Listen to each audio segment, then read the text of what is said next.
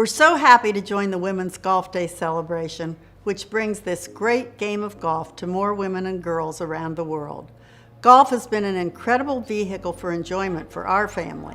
It's important for the industry to build awareness and create more opportunities to have women join the global golf community. We're proud that many Nicklaus golf courses around the world have participated in Women's Golf Day since the very beginning. This movement brings more juniors and women to the game and learn the skills that last a lifetime. We're happy that women are gathered at the World Golf Hall of Fame, a very special place to our family, as it honors male and female golfers from around the world. To celebrate the 5th anniversary of this special movement, which brought attention to the need to bring more women to golf. I support Women's Golf Day. We support Women's Golf Day. Join us.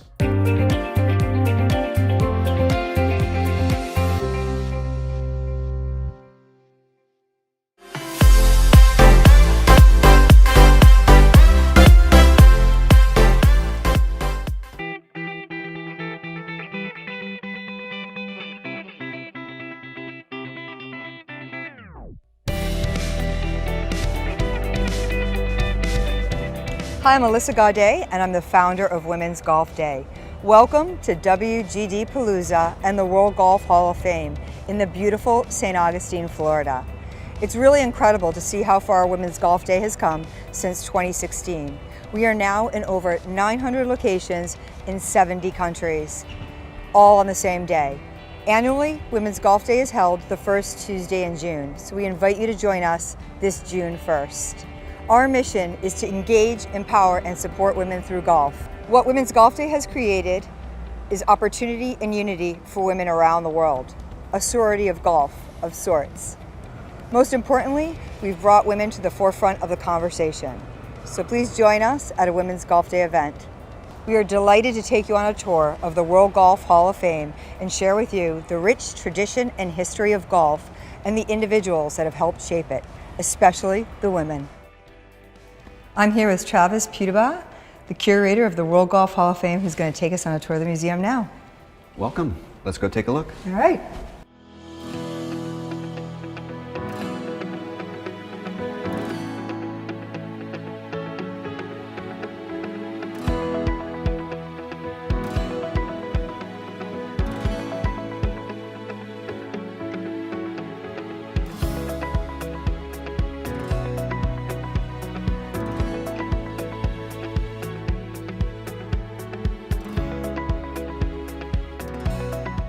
Here we are at the beginning of the exhibit where we talk about the evolution of the game of golf, and you see different examples of stick and ball games through the centuries, and you can tell how the game has evolved over time based on the original equipment. Super interesting.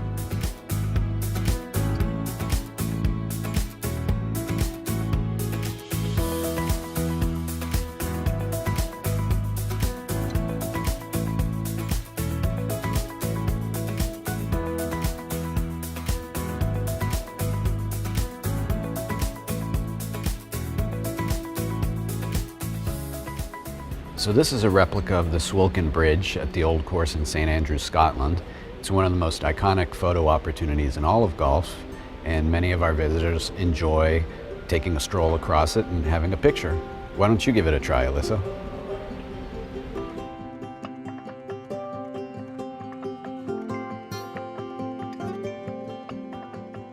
So this part of the museum is sponsored by the R&A, and it basically tells the history of golf through their eyes. Through the Open Championships and the illustrious history of their own organization. And what we have here is a putting green that replicates the style that you would have seen during the late 19th century. Are these hickories? Why, yes, they are. You want to give it a try? I am going to give it a try.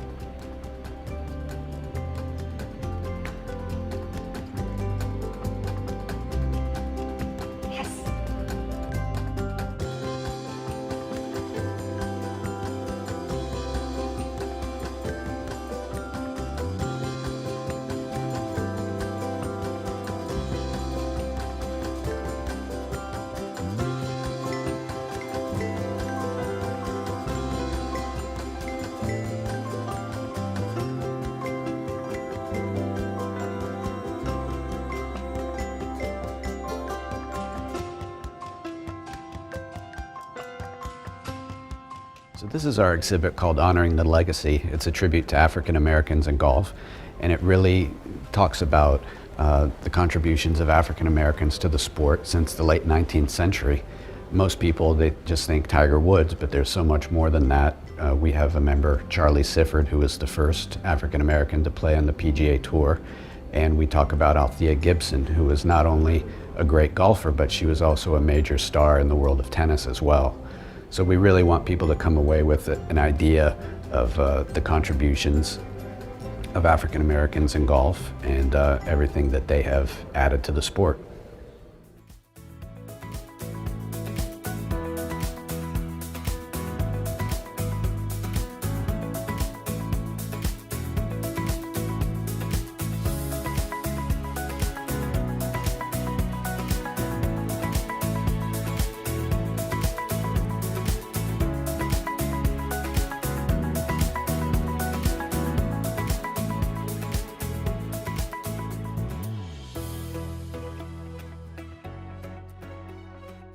So Alyssa, I'm going to show you our newest exhibit. It's called Global Game. And as you know, golf is truly an international sport. It's played in over 200 countries around the world by over 60 million people of all different nationalities, gender, class, skill levels. It's just a very diverse game. Yes, absolutely. And I think this is super interesting for us because, as you know, Women's Golf Day is now in over 900 locations in 70 countries. So I'm sure we're going to see some interesting people from some of the countries where we also have Women's Golf Day. We are, and Yeah. let me show you. Awesome. So as you go case by case, you'll see interesting artifacts from members of a Hall of Fame who are from around the world. Like here, Nick Price, who's from Zimbabwe. That's the putter he used to win the Open Championship in 1994. Awesome. Now we transition to our Australians, and you have Jan Stevenson, who obviously was one of the most popular women golfers of all time during the 1980s. Huge star in Australia and huge star in the United States. Very cool. As you move along, you see Kari Webb, and she has a connection with Greg Norman. She won his junior tournament when she was in high school, and after winning that, she got to come to the United States and actually spend a week with him. Oh, that's cool. I didn't seeing even know how he that. lived. Yeah. So it's really cool.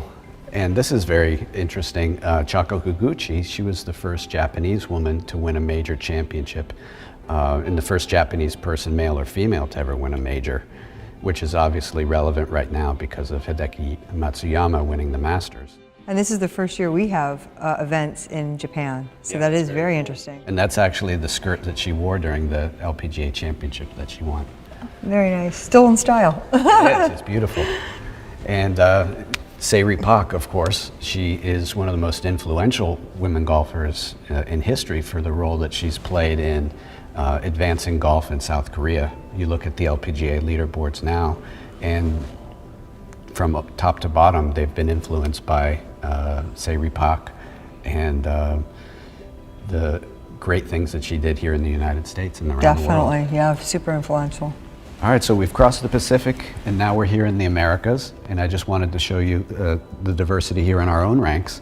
I'll mention Nancy Lopez to start with. She became one of the most popular females in all of golf in the late 70s and early 80s. Of course, we have Tiger Woods, who's in our next induction class in 2022, and that's actually the first ball that he used in his first professional tournament in 1992, which is pretty cool. That is cool Yeah. that you guys even have that here. It is. Very cool. Lorena Ochoa, she's one of our recent inductees, and what's really cool about this trophy is she won that event 5 times. Not even Tiger did that. It's one of the most important junior events in the United States. Very nice. And those were her shoes when she was a kid too, very small. Yeah. Marlene Stewart-Straight, a Canadian, she's the greatest amateur golfer from Canada, male or female, ever. Oh, that would be very interesting for our amateurs. Everybody in Women's Golf Canada Day. knows Marlene Stewart-Straight. And of course here you have Annika Sorenstam. She's the GOAT. Yes. 72 wins on the LPGA Tour, just an icon around the world. And what's interesting about her is that when she was growing up, she was so shy that she deliberately would 3-putt at the end of a tournament if she thought it would make her lose, just so she didn't have to give a speech after. Wow, But then I they didn't caught know. on to it and they said, runner-up has to talk too. So then she started winning. Wow. We have the Spanish Armada here of Seve Ballesteros and Jose Maria Olazabal. just an incredible Ryder Cup tandem. Yeah, so much diversity from Europe and the U.S. Absolutely. We are here in Europe now, and wanted to talk to you about Laura Davies. So she burst onto the scene in the mid-'80s, and then she won the U.S. Women's Open using this club, and you can actually see her holding it in that photo. And she's probably the greatest female golfer to ever come out of England, and she was in our class in 2015. That is super interesting. I think this is very important for us too, for people to see this. So there's a lot of crossover here too, where you see how probably golf even became popular in those countries because of a lot of these figures that have shed a light and really, were breakout stars, male and female, to be able to encourage people to get out and play. Absolutely. They're all great stories and excellent role models for people. And it's a great representation from around the world. So this is the locker room. This is my favorite exhibit in the whole World Golf Hall of Fame, because every member, we have 160 members, they each have their own locker.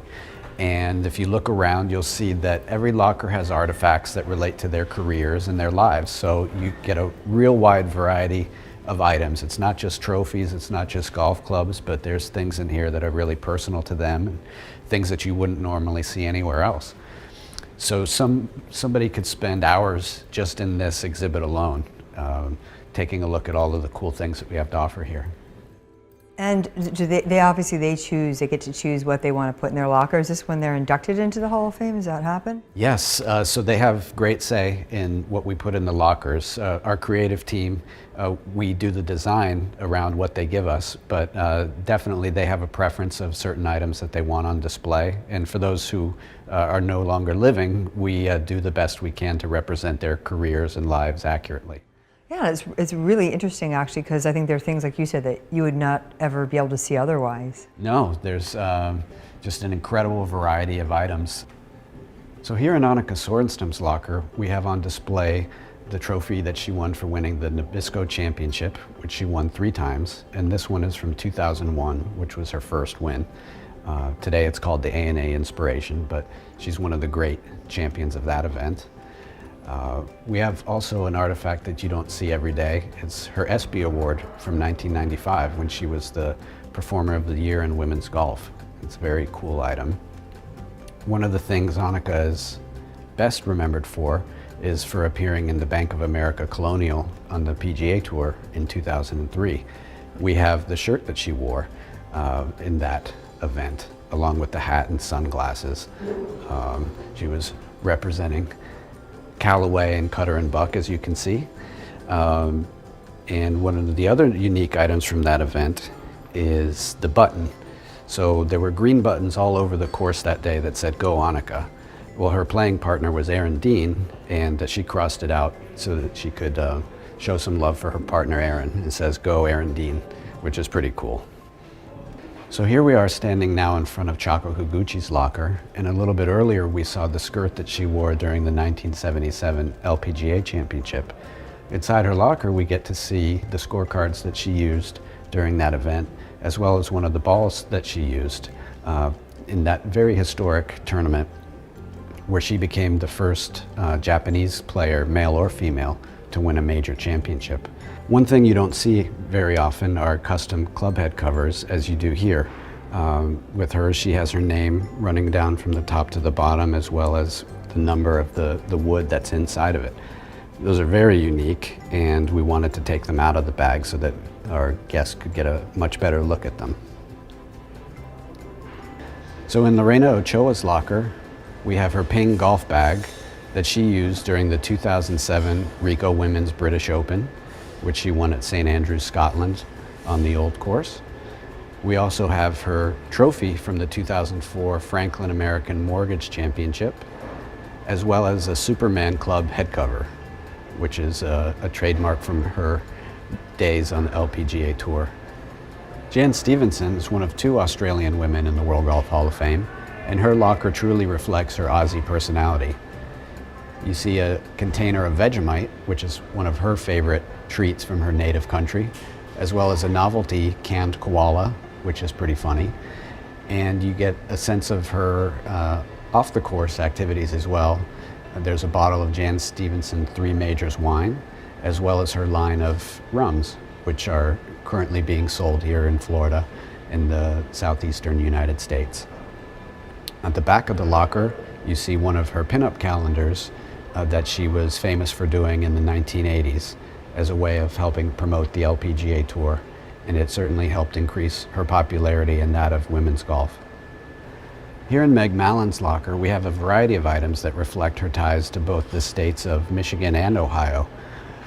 We have a bobblehead featuring one of her favorite players from the Detroit Red Wings, yet we also have items from Ohio State University where she played college golf.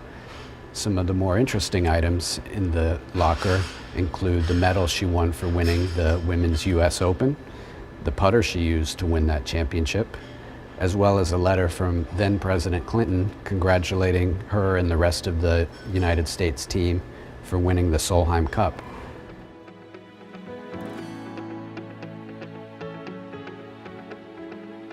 In the 1970s, pop artist Andy Warhol was commissioned to do a series on the best athletes of the 1970s. One of them was Jack Nicklaus. Other recognizable subjects of his were Kareem Abdul-Jabbar, O.J. Simpson, Mark Spitz, Muhammad Ali, the list goes on and on. 2 of each were made. The World Golf Hall of Fame has 1.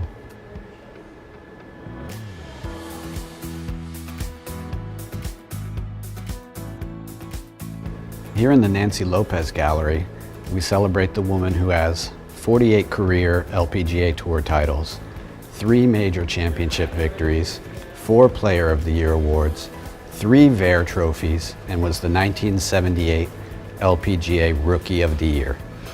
Pretty impressive resume, and one of our more popular Hall of Famers.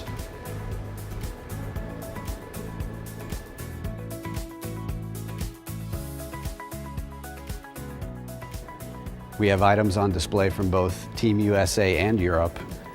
From the United States, we have the hat that Joanne Carner wore as the captain in 1994. It's one of the more unique items that we have in the collection, as it's an American flag with different ornamentation on it to make it very sparkly.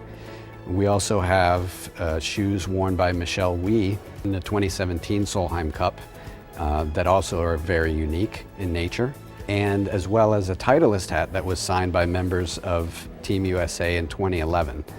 On the Team Europe side, we have a putter that was awarded to Annika Sorenstam in 1994, as well as a commemorative photo album that she received in 2005, and a ball and glove signed by Suzanne Pettersson from the 2011 match in her singles match that clinched the event for Europe.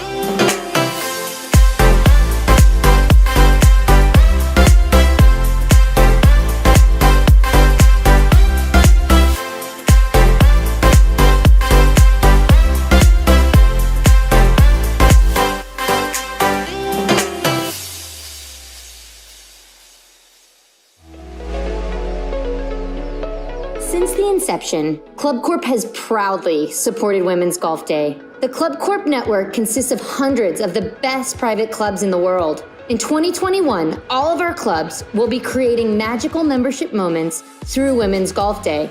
We wholeheartedly promote and support both women and girls in the game by building relationships with them and enriching their lives through women's leagues, girls' golf clinics, social events, and industry-leading instruction. Get involved at a club near you because we can't wait to meet you.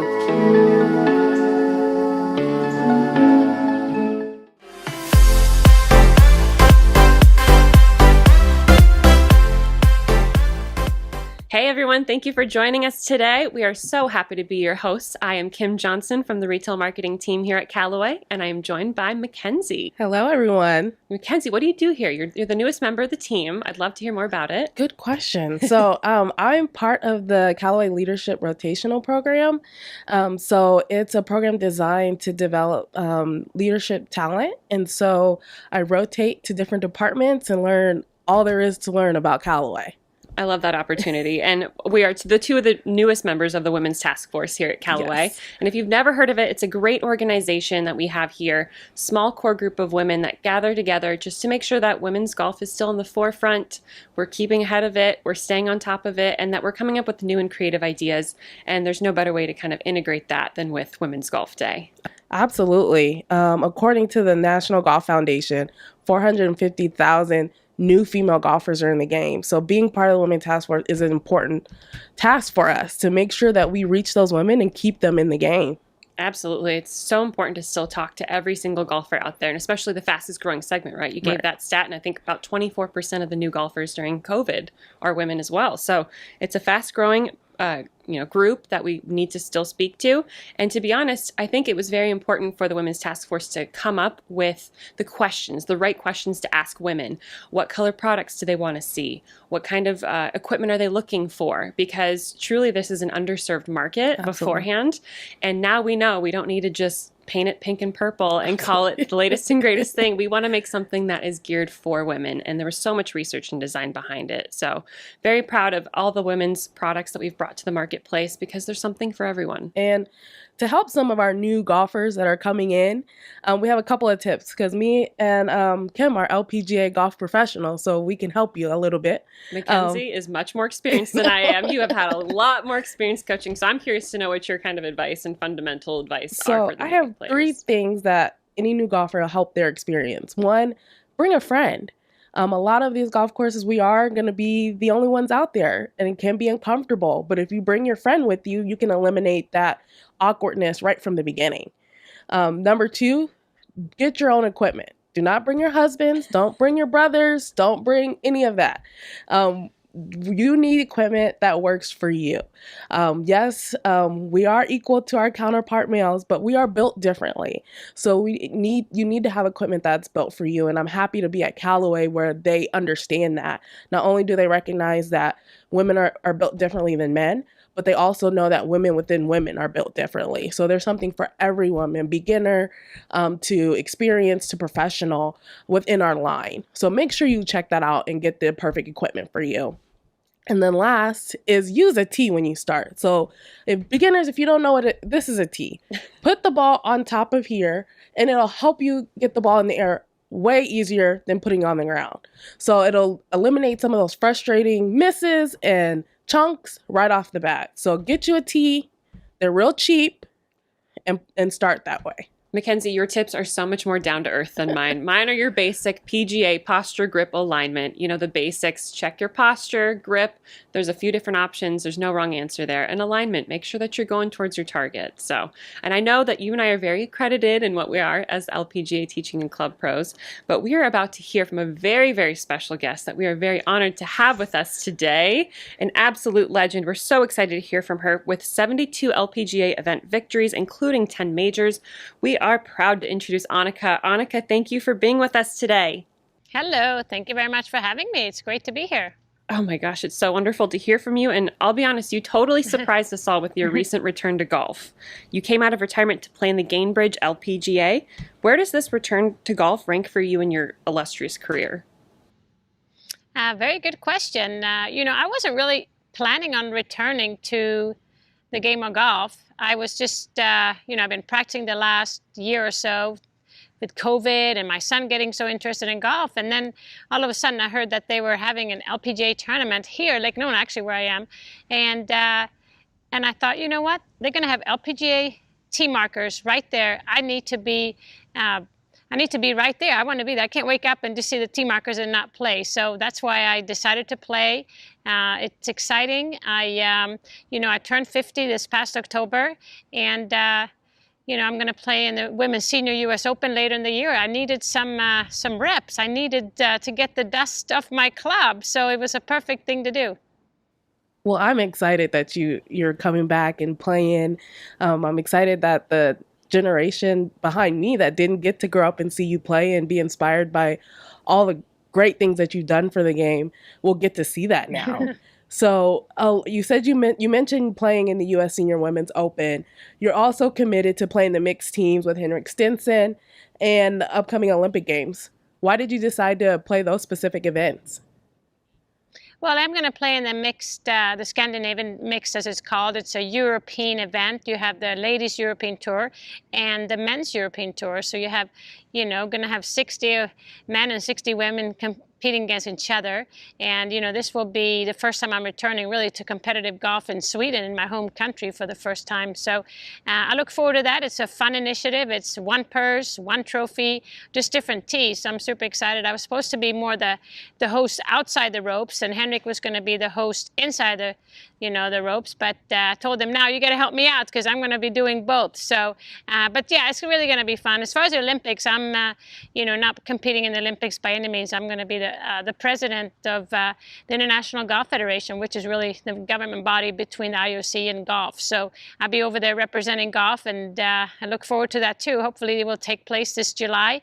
I've always been an advocate of the Olympics and sports in the Olympics, and hopefully, when times are kind of tough like we've had the last year with pandemic, that sports will bring us together. Absolutely. And we're expecting a lot of birdies out of you and Henrik. Team Callaway all the way. You have our full support.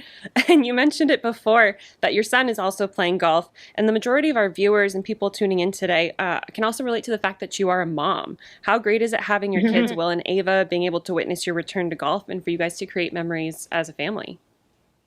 Yeah, it's obviously it's a lot of fun. As we know, golf is a great family sport, and it's something that we've been doing together for a few years now. Our son is really getting into it, which makes it a little bit more fun. But when I competed at my peak, or and just in my career as a professional, I didn't have children. So I was all focused about my golf, and then when I stepped away, I got married and I got children. So certainly my life has changed. You can imagine 13 years is a long time. A lot of things have changed. So be able to go back out there inside the ropes and have my kids see me play and really see what did Mama do? What's this professional golf is all about? And it's just really fun for them to see and see who see the other professionals. I mean, they're tremendous women and ambassadors for the game, and see really what when you find your passion, what you can do. And it's so much fun. I mean, Will is so into it. He's giving me pointers. When I was playing here at the LPGA Gamebridge, he was telling me where to hit it, where on the green the whole location will be, and all those things. So it's nice to have them involved. And it's funny because just the other day I caddied for him in a tournament. So we're changing roles, and it's just a great family sport. Absolutely. So talking about you being an ambassador for the game, there's a lot of new golfers coming into the game. COVID has been rough for everybody, but for golf, it has been a savior. So is there any advice that you have for the new golfers coming into the game? Well, first of all, welcome to golf. It's a great game, great sport. Anything you can do, being outside. It's considered COVID safe. It's also it's a sport where you use your muscles, you use your heart. I mean, it's a healthy sport because you're being active, and the socializing aspect I love too. So golf has so many things to offer. As you know, it's a game you can play all your life. So I think it's fabulous if you have started, and if you are continuing to play. This is something that you will really treasure, and the friendship that you build. And so, yeah, I mean, I think golf has a lot to offer. Some people might think it's a little difficult at first. Some people think it's time consuming. But, you don't have to go out there and play 18 holes. You can play 9 holes. You can hit some balls on the driving range, go putt a little bit, spend some time with your girlfriends or just friends in general. And kids have started. There's a lot of kids that play golf now. It's cool to play golf. So, yeah, hopefully it's something they will stay in when the pandemic goes, because golf can be played on any day, any place, anywhere. It's great. And we were just talking about earlier, Mackenzie and I, the fundamentals of the golf swing. And so many new golfers maybe don't really know where to start. And so, kind of one of the first places to start, maybe you can kind of weigh in on this, is how important is it to split your practice between the short game and the long game? Yeah, that's the thing is, golf can be a little tricky, and in the beginning especially, there's a lot of things to learn. But, I like to go down to the fundamentals, and fundamentals really doesn't matter if it's your putting or your chipping or bunker shots or just, your full swing. Start with the grip. The grip is really important, just having the connection to the golf club. And then we always talk about the aim, where are you going? And then posture, and then we talk about ball position. And so those are a few of the things that anybody of any age and skill level need to constantly work on. So I would start there, just kind of get a smooth introduction to the game, and then from there start hitting some shots and get a feel for it. It is a little different motion than maybe some other sports, but just learning those fundamentals, then you can spend time a little bit on the short game, a little bit on the long game, depending on what you like. I mean, it's all about having fun, and just if you can taper your expectations, if you can taper your goals, and do one thing at a time, it's that's just what it's going to take. And there's so many great LPGA and PGA professionals out there that will help you, that will guide you through the first few steps, and then go out and experiment a little bit. Absolutely. And Kim and I are actually LPGA professionals, so we understand the importance of having one of us by your side in your back pocket to help you along with your journey, just to make sure you don't go down the wrong path towards the water hazard. So the Annika Foundation is a proud supporter of Women's Golf Day. How important is it to you to get involved and support growing the game amongst women? Well, I think golf is a great sport for women. It's a great sport for young women, and also for girls. I mean, being outside, having friends, being active. And as you get older, you can actually use golf more as a working tool. I mean, a lot of women are asked to be part of golf events or playing in pro-ams when you get a chance to, mingle with other coworkers, or, maybe even get to know some customers or clients, whatever, in your work you might need golf. So, but I think golf fits women very well. It's not just so much about power. Of course, it's fun to hit it a long ways, but you can, as a woman, you can still play this wonderful game. So, the Annika Foundation, now we've been around for 13 years, so we're super excited and proud of what we have achieved. I mean, we have over 600 girls that play in our initiatives around the world every year. We have, over 100 that play on the LPGA. We have over 100 that play on the Symetra Tour. We have become a recruiting point for a lot of college coaches.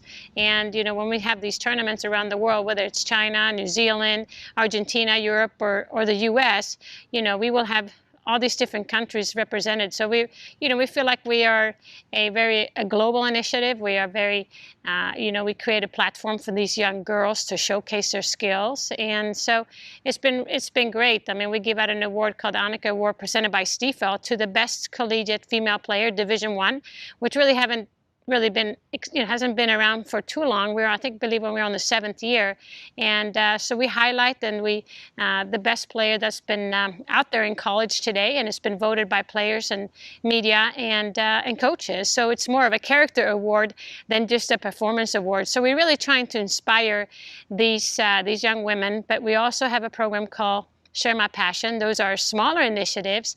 They're 3-hour, I would say, events where these young girls ages 6 to 12 can participate, and it's called Share My Passion, and it's about introducing them to the game. We will have a healthy lunch, I do a clinic, and then we do some fitness activities, and just kind of, get them, we want their interest to spark in the game of golf. So it's been really fun. Like I said, 13 years, and it's, we're going to keep on going. We're more motivated than ever, because I think that there's a lot of room for growth within women and young girls, because right now, of every third junior is a girl. We like to get up to, about 50% of them. So we're super excited about that. That's amazing. And Annika, if your goal with the foundation is to inspire people, I think you've done it many times over. I know, speaking on behalf of Mackenzie and I, we grew up watching you. We grew up seeing you shoot 59. We grew up watching you at Colonial and breaking barriers. And so we're so thankful and so grateful to have you with us today, and to help encourage Women's Golf Day and help encourage these memories in the next generation. So we really, really appreciate everything today. Happy Women's Golf Day, Annika. Well, thank you very much. You're very sweet. It's my honor. I love this game of golf. I like to inspire as many as I can. So thank you to you guys. Thank you to the Callaway family for really making a difference. Absolutely. And thank you so much for being with us again today. And we look forward to speaking with you soon. Take care. Take care. Bye. Bye. Well, there you have it, Mackenzie. An absolute treat to hear from the legend herself, Annika. We had a special guest. She delivered. Always. She always delivers. And that's why I'm her ultimate fan. I follow her wherever I can. And I'm so excited to hear that she's coming back to the game to inspire the next generation of women to continue to play. So I'm all for it. We'll definitely be watching her play. We're a proud team Callaway, proud team Women's Golf Day. Callaway is a very proud sponsor of Women's Golf Day. So we encourage everyone to get back out there and keep swinging Callaway.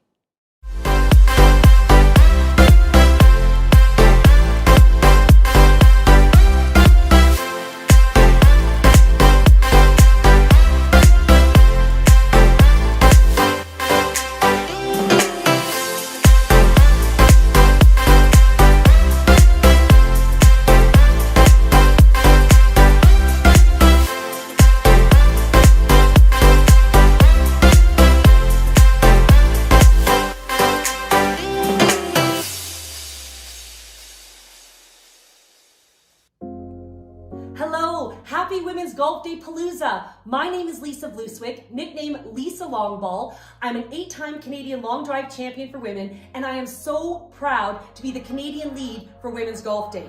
Canadians love golf. Even though we seem to be a snow-capped nation for almost half the year in most parts of Canada, Canadians love their golf and can't wait to always hit the greens.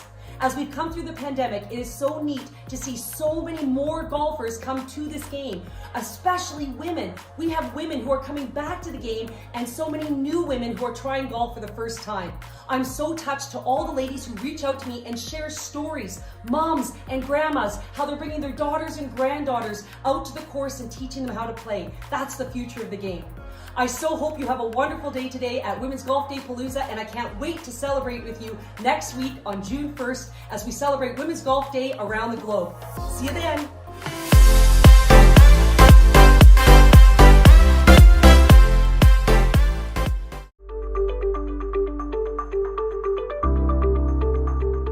So the Women in Golf Charter was a call for action for the industry to really get behind promoting the number of women and girls playing golf and also the number of women and girls working in the game of golf.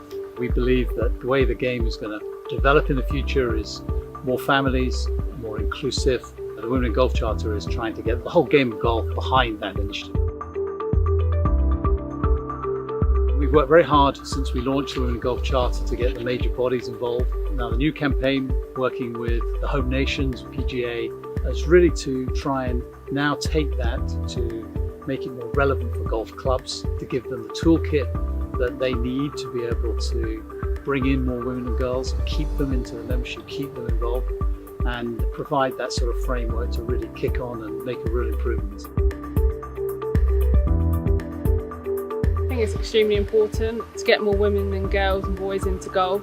You know, I try my best to be the best role model as I can. When I was younger, I saw, the likes of Laura Davis playing golf, and I just wanted to be like her and win tournaments like her.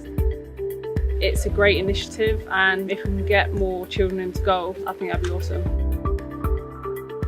I'd say most countries would probably have women not playing as much as the men. For it to be becoming a more popular thing to try and get women in this sport is a great thing.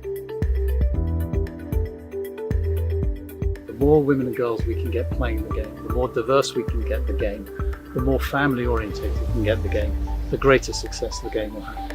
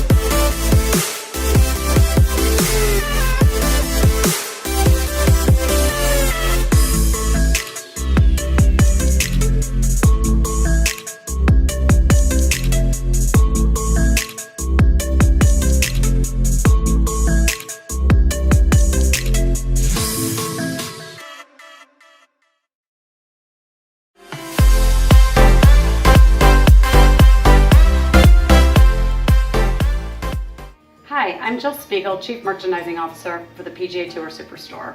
And I'm Jill Thomas, Chief Marketing Officer, and we are thrilled to be a part of today's Women's Golf Day Palooza.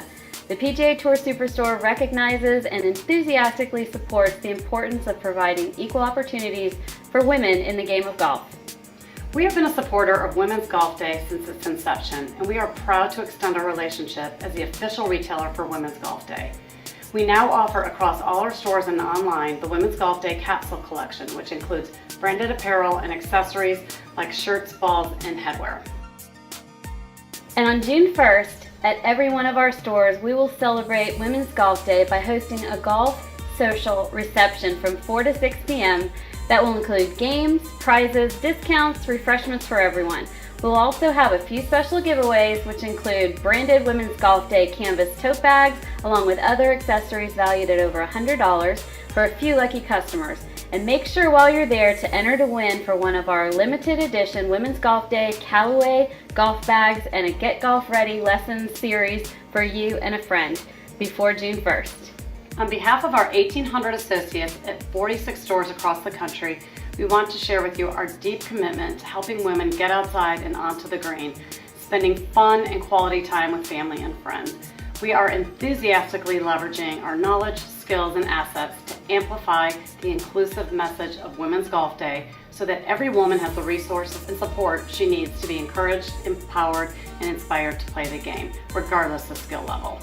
And that's what we call Girls Got Drive. You know what drives you, that internal desire.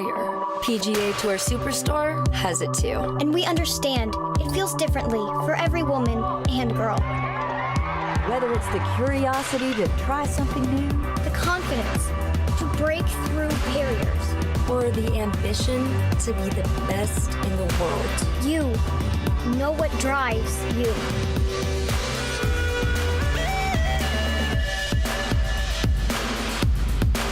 Whatever it is, you got it.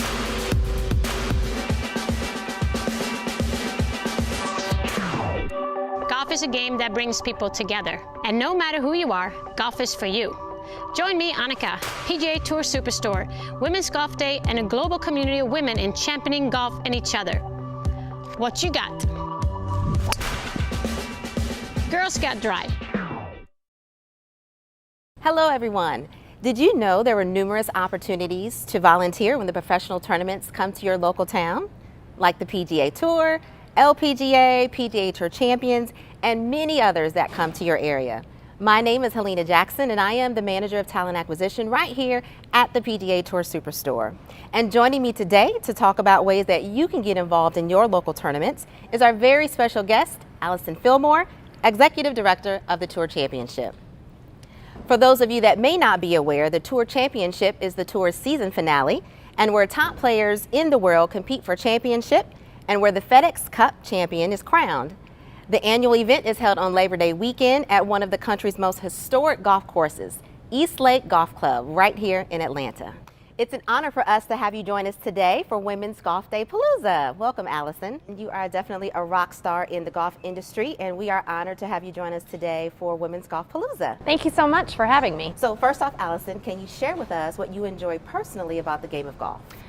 I really enjoy being outside, swinging that golf club, and really focusing on that game of golf. You know, if I'm having a good day or a bad day, you know, it's all dependent upon me to be successful out on that golf course. I also really enjoy the physical aspects of golf, you know, taking my golf bag, walking 18 holes, being out there with friends, enjoying nature. You know, there's so many great things about the game of golf, but I would have to say those two are my favorite. Awesome, awesome. So what about the importance of volunteering? Tell us a little bit about you know, the importance of pulling off a successful tournament with volunteers. Goodness, our volunteers are our lifeblood, honestly. We couldn't do it without them. They are integral in everything that we do. We have over 1,300 volunteers that come out to our tournament to help us put it on. From the day those players arrive until the day, weeks after, they're preparing to put on an amazing event. And like I said, we couldn't do it without them. Wow, 1,300. And so what are some of those roles that the volunteers can take up?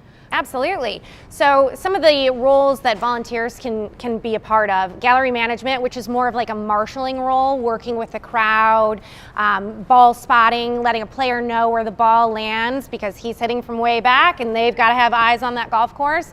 You know, transportation, making sure that golf carts are taken care of, hospitality, greeting our guests, ticket sales, will call as people are coming in, welcoming our guests, or as they're leaving, thanking them for attending. There's a role for anybody that wants to come out and volunteer at the Tour Championship. Okay.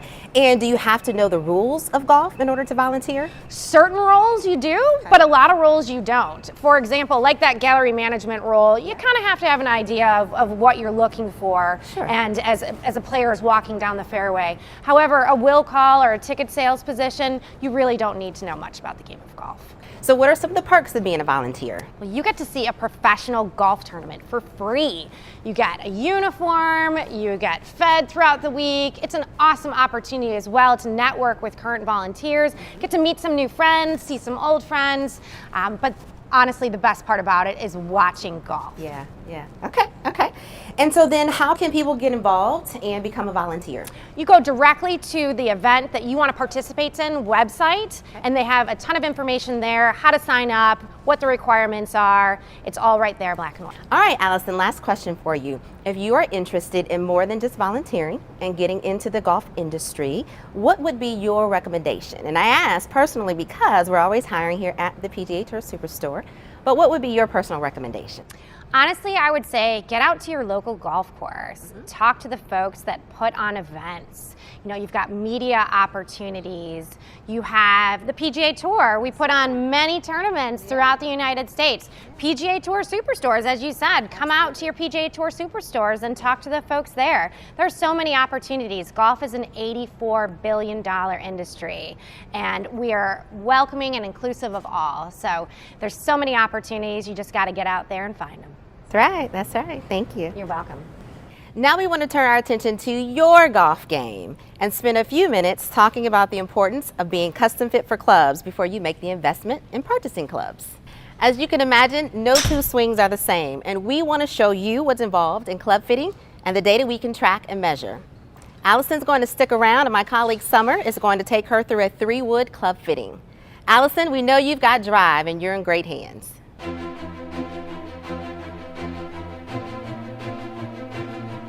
Hi, my name's Summer. I'm a club fitter here at the PGA Tour Superstore, and I'm going to be fitting Allison here today.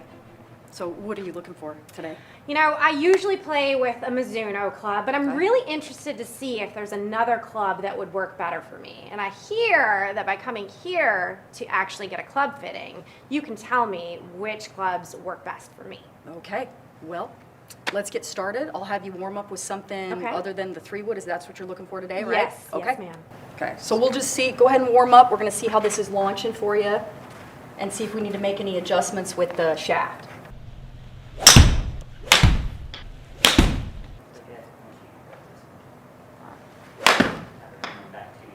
Okay. All right, come back here. I'll show you some of these numbers. Okay. So here's where you're striking it. Here's your averages right here. Okay. So this one's kind of warming up. So Yep. we're going to toss this one. So the height's perfect on the second one right Great. there. So here's 500,000 shots in TrackMan is in the blue. So this is where I want to try to get you or see how close we can get you Okay. to that. Okay. Wow. And you have no problem with the spin. This is awesome. So this one I want to be over 5,000 with the 7-iron because it's going to Okay. stop on the green for you. Okay. And I might want to try you in something just a little bit heavier to get that spin down. Okay. So we'll see. That should help as well. It's really interesting that you can take that data and figure out exactly what I need. Oh yeah. Wow. Now let's look at the warm up. So like I said with the shaft, you can see from what I had you hit, that's flighting way too high. So let me try in something a little heavier. Okay. So it's a steel shaft. Okay. But So- it's light. So what's the difference between the shafts and what would you recommend, you know, for someone that's and I'm a medium kind of player. I'm not a beginner, but I'm not a professional. Right, So right. Does it really, I mean, how much does it matter with the shaft when it comes to fitting in a golf club? Usually with ladies, generally I'm going to go lighter because I want to help get the ball in the air and get your swing speeds up. Okay. So usually. So let me find, that was extended, guys, so let me find her a regular. We're going to try this one. This one should be perfect. So you're saying for a woman that's starting, the lighter the club, probably the better. Sometimes, based on your tempo, right? It depends on your strength, but the average lady usually, I'm going to go lighter and shorter on the shaft. Okay. Usually. All right, so try that shaft. Oh, let's see how that's flight. That is heavier. A little bit heavier, right? And you're going to know, go ahead and hit 5 for me with that shaft. I find if you hit more than 5, you learn how to time it. Okay.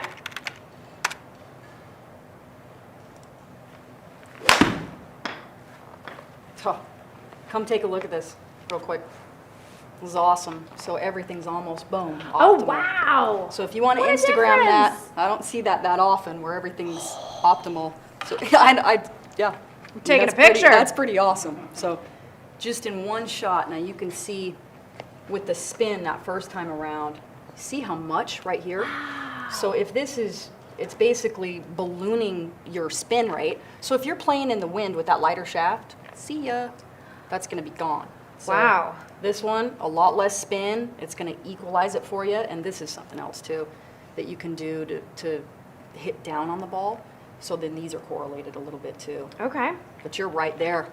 Yeah, if you want to hit a few more with that, I like I that would shaft. love to. Just right off the bat. It's awesome.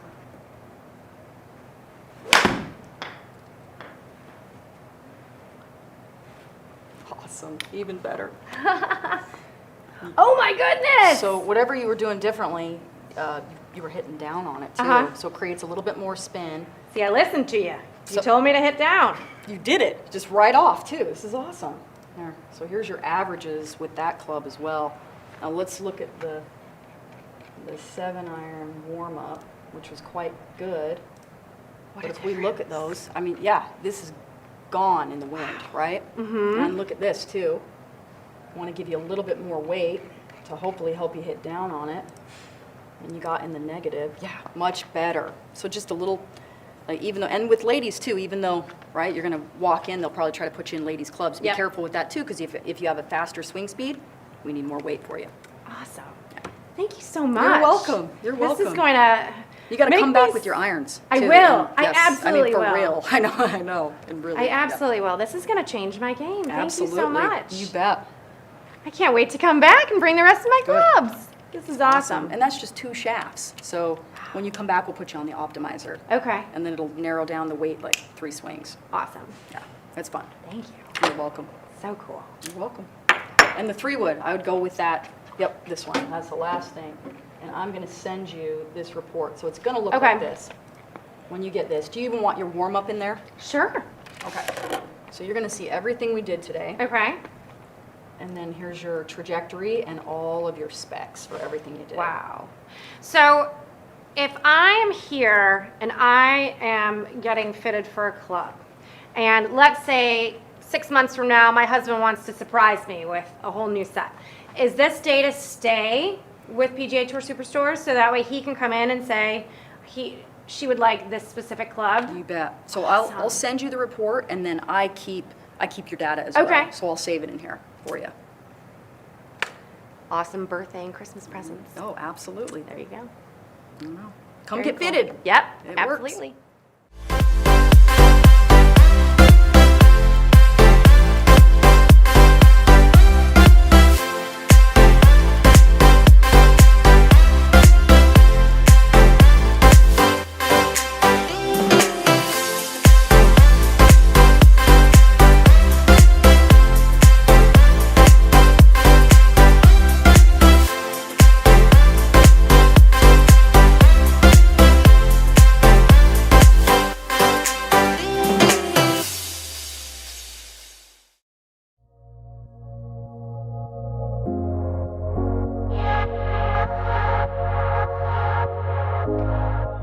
Hi, I'm Kate Rose, and my husband Justin and I created the Rose Ladies series last summer after COVID had impacted the ladies playing the LET tour, and they didn't have so many playing opportunities, sadly. So we created a series of 8 events last year, and this year it's gone up to 11 events throughout the season, just to give them some playing opportunities, a chance to get rid of some rust before they go off and play the bigger events, and to raise their profiles by being able to watch them live, their live scoring, and then you can watch the program on Sky Sports and also for free on YouTube. It means a lot to us to be able to give these women a platform to be seen, to be heard, to see their games, to see their talent, showcase their talent, and give them opportunities to play. It is Women's Golf Day internationally on the 1st of June, so you can go online to see where you can take part in an event nearest you. Don't forget to get involved in golf on Women's Golf Day internationally, 1st of June.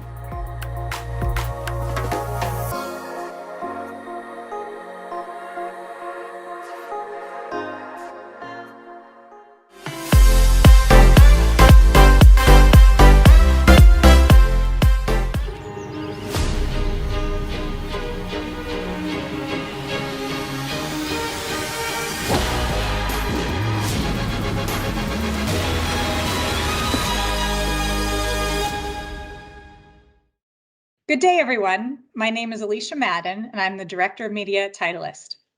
Titleist and FootJoy are proud sponsors of Women's Golf Day and are excited to be part of this important movement. Today, I'm joined by Taylor Woods, Senior Golf Ball Fitting and Education Specialist for Titleist, and Allison McManaman, an amateur golfer who's looking to up her game this year. One important element to playing better and more consistent golf is to ensure you're playing the best golf ball for your game. So Taylor will be conducting a golf ball fitting with Allison to help her determine which golf ball will help her shoot lower scores. And with that, I'll turn it over to Taylor. Hi, Allison. Like Alicia said, my name's Taylor Woods. I'm happy to be talking to you today. I'm looking to help you find the right golf ball for your game so you can play better golf and shoot lower scores. So just to start off with, what golf ball are you currently playing right now? So to be honest, I don't have one that I use in particular day to day. And even when I go to a local shop or sporting goods store, I feel a little overwhelmed and not even really sure where to begin on, what ball is right for me. There's so many to choose from, and I know that I definitely need to narrow it down and focus on one ball that fits my game. Perfect. And I think that's a great place to start. And my question to you would be, what do you think is the most important piece of equipment in your bag? So I have a lot of equipment in my bag. Some I should use maybe more than others, but I'm aiming towards the ball at this point, hoping that it really improves my game. Yes, and our answer would be the golf ball, right? It's the only piece of equipment that you use on every shot when you're out on the golf course. And the biggest thing that we want to talk about today, no matter what golf ball we say is going to be the best for your game, is to find that right golf ball to play consistently, right? If you're playing a golf ball one day that has a high flight aspect and characteristic to it, and you have a great day, and the next day you play a golf ball that's low flight, high spin, you can't expect the same thing out of very similarly struck shots, right? I want you to hit the golf ball, look up, and know where to see where that golf ball's flying up in the air. We want to make sure it's consistent and we're taking out any variables within your golf game so you can play your best game and have fun while you're out there doing it. So fantastic. Perfect. So our biggest focus on now is going to be, what is the right golf ball for your game? So we're playing a bunch of different golf balls. My next question for you would be, what are you looking for in your game? Are you looking to improve greenside control? Are you looking to improve height? What's not going so well for you when you're out there playing right now? There are a few of those areas I could focus on. But I think the number one certainly would be when I use my irons and get on the green. It just I hit and it just goes. And I would love to keep it closer to where it lands onto the green versus always like I'm excited it's on the green and then boom, it's 20 yards off the green because it just kept rolling. Perfect. And there's 2 ways for us to help you improve that, right? There's 2 ways to get the golf ball to stop faster on the green. First is height. the higher the golf ball flies, the steeper it's going to come into the green, which we call landing angle, the softer it lands and the faster it's going to stop. With our irons, the height is going to be about 75% of that stopping power, so something we really want to focus on there. The other 25% of stopping power once you hit the green is going to be spin that you generate on the golf ball as well. So the more spin you put on the golf ball, once it makes that first hop on the green, it's going to check up a little bit quicker for you as well. So we want to get you in a golf ball that flies higher and it spins more. Okay. And moving into that, what I want to talk about is our product line. So the golf balls to get you playing your best golf is going to be in our premium performance line, which is Pro V1, Pro V1X, and AVX. To talk about the differences in characteristics there, I'll start with Pro V1X. It's the highest flying option, also the highest spinning into and around the greens. Pro V1, optimal flight for most golfers, more of a mid-trajectory ball flight, so a little bit lower of a flight and a little less iron spin. AVX, more of a penetrating ball flight, so the lowest flying option and the least amount of spin within your irons. As you go from Pro V1X to Pro V1, the golf ball feels a little bit softer. As you go from Pro V1 to AVX, a little bit softer as well.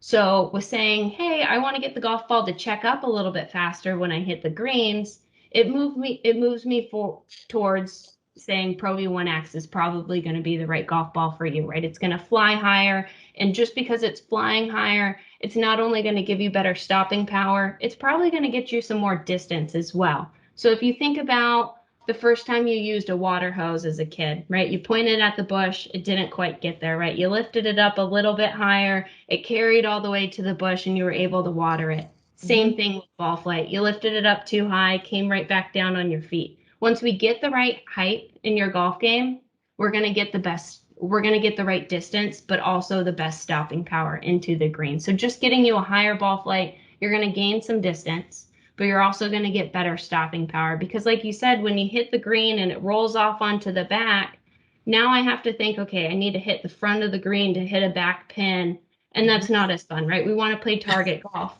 But even if you had the opposite issue, you hit the green and it's pulling back, right? You're moving it away from the flag stick either way. We want you to be aggressive with the flag stick. Know that the golf ball is going to check up for you and get you into the right golf ball to do that. And I truly believe Pro V1X is going to be the best golf ball for you to do that for distance and stopping power. With Pro V1X also being the highest spinning into and around the greens, it's going to give you a little bit better of an effort to get that golf ball to check up as well.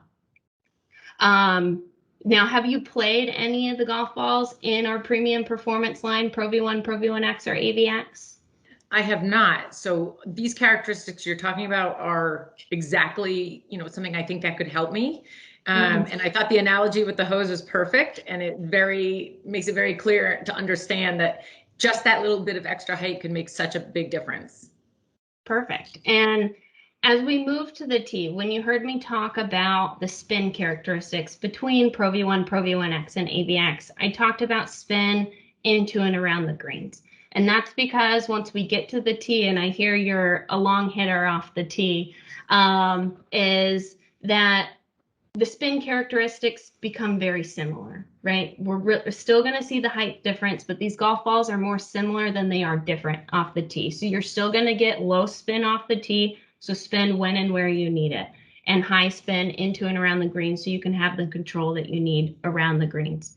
Now, a big question that we typically get as well is, if Pro V1, Pro V1X, and AVX is the best golf ball for all golfers, why do we have Tour Speed, Tour Soft, Velocity, and True Feel in our line?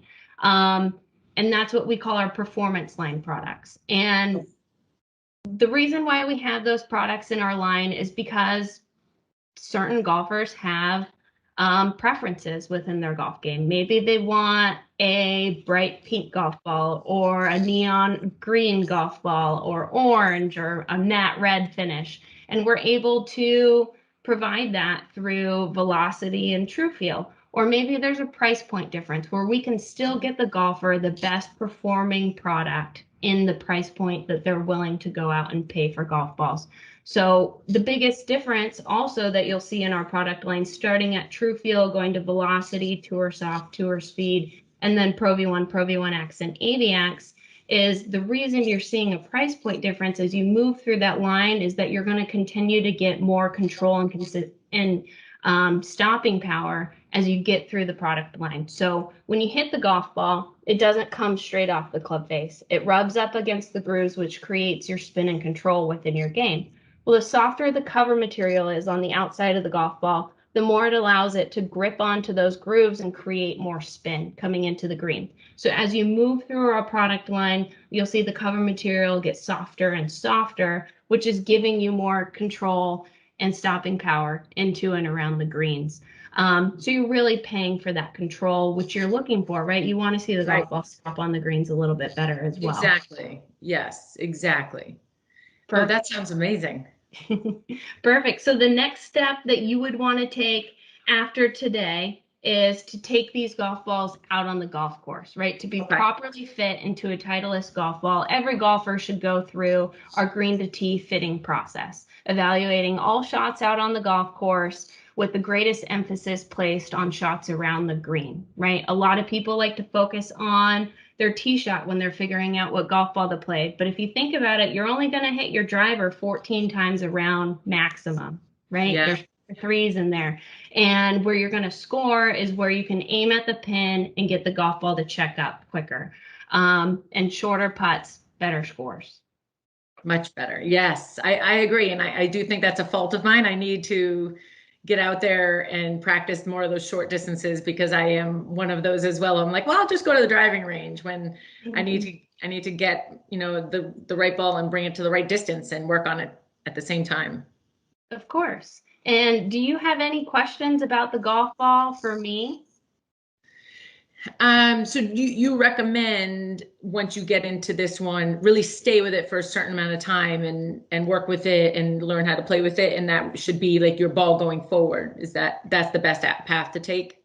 Yes, it is. So I'd recommend playing Pro V1X. Take it out on the golf course. Use it side by side with the golf balls that you're playing now. Focus on chips and pitch shots and 7-irons and all the way through the bag, all the way to your driver, and see if you can see the performance difference between them in all shots. So if you have an extra few minutes on certain holes the next time you go play, say you have a 7-iron into the green, hit a couple of the balls that you're playing now, hit a couple of Pro V1X and see if you can see the performance difference. And how you should be able to see it when you walk up onto the green is you'll make a ball mark when you hit the green, right?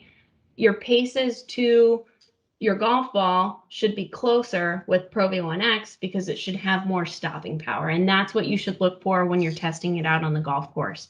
But I would say continue to play Pro V1X until maybe your swing changes or a new product comes out, and come back and let's have a conversation about your game at that point as well.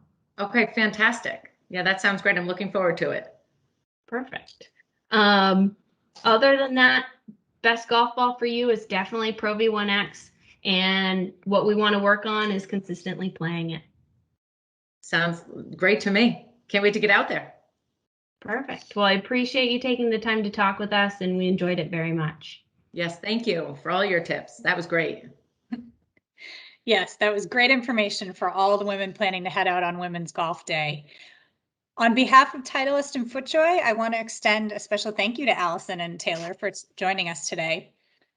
As you all prepare for the golf season and Women's Golf Day, I encourage you to visit Titleist.com, where you can go through our online golf ball selector tool or schedule a virtual golf ball fitting with one of Titleist golf ball experts like Taylor. We hope to see many of you out on the course on June 1st.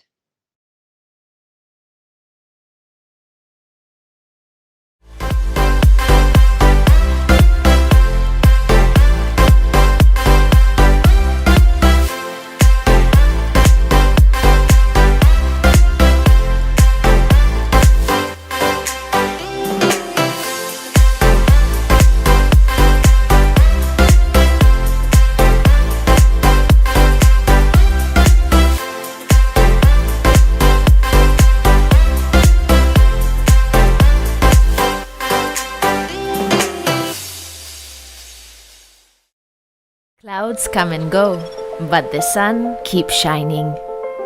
Rediscover the Costa del Golf. Our scenery is even more spectacular than before. Our lifestyle is even more relaxing. Our sporting events are even more thrilling. Feel the sun on your face and the warmth on your skin. Step into the light. Feel the Costa del Sol.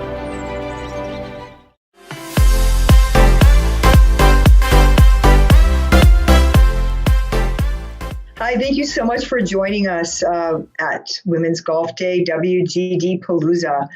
I am extremely honored to put together this panel and have you listen to some of these incredible pioneers, experts in the golf industry that I am ridiculously proud to call my friends.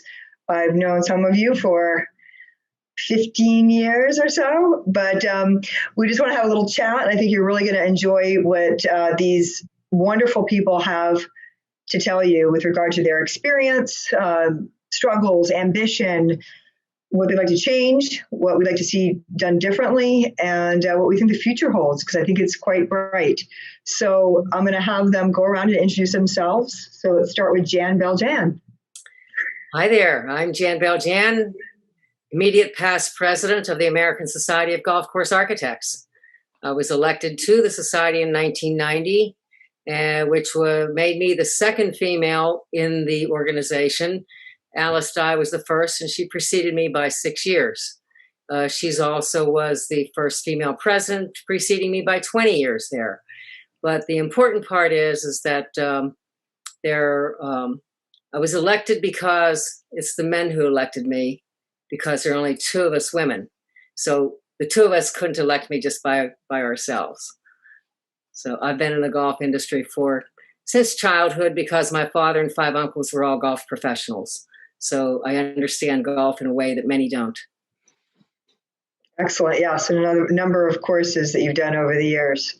Yes, I worked on a number of courses when I was working with Tom Fazio. I started my own firm in 2009, and I'm grateful to say that I've been busy ever since. Never a day that I didn't have work to do, and I'm grateful and pleased. I mean, it's really a testimony to the number of people with whom I work, because they're willing to work with me. They call me, I don't call them. So it says that women in a typically male-dominated world can be successful, but it takes time and it takes effort, and it takes them understanding that you understand, that you're knowledgeable, and that they can trust what you say and what you do. Yeah, excellent.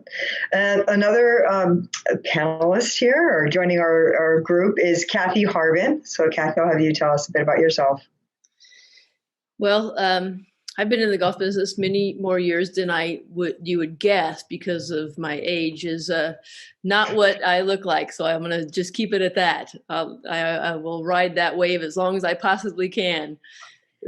So many years in the golf business. I'm just a regular old golf pro, and I started off working in a golf shop and working my way through being an assistant pro to a head pro to a general manager to a regional manager to vice president of golf, to a lot of different jobs that I've had. And along the way, my mantra has been about bringing people to the game and introducing people to the game, and my efforts in that have put me in a position where people have noticed those efforts and have given me other opportunities and asked me to participate in other opportunities. So right now I'm involved in a lot of different boards and campaigns. I'm an officer on the National Golf Course Owners Association board. I'm a secretary. I'll actually be president there in 3 more years. And I'm on the national board of the PGA of America.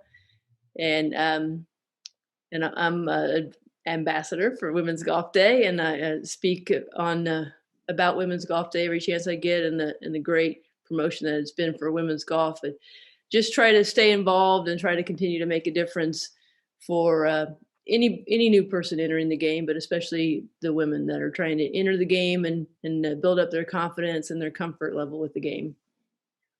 Yeah, I think most importantly, you own a golf course in Paris. I own a golf course.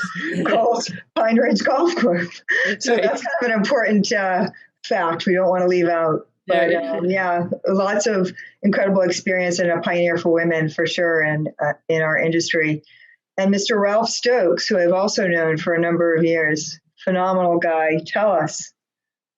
Well, thank you first for allowing me to join this illustrious panel. I feel privileged to be on here with such accomplished ladies. Yeah, I'm the Director of Partnership Marketing and Community Impact for the PGA Tour Superstore.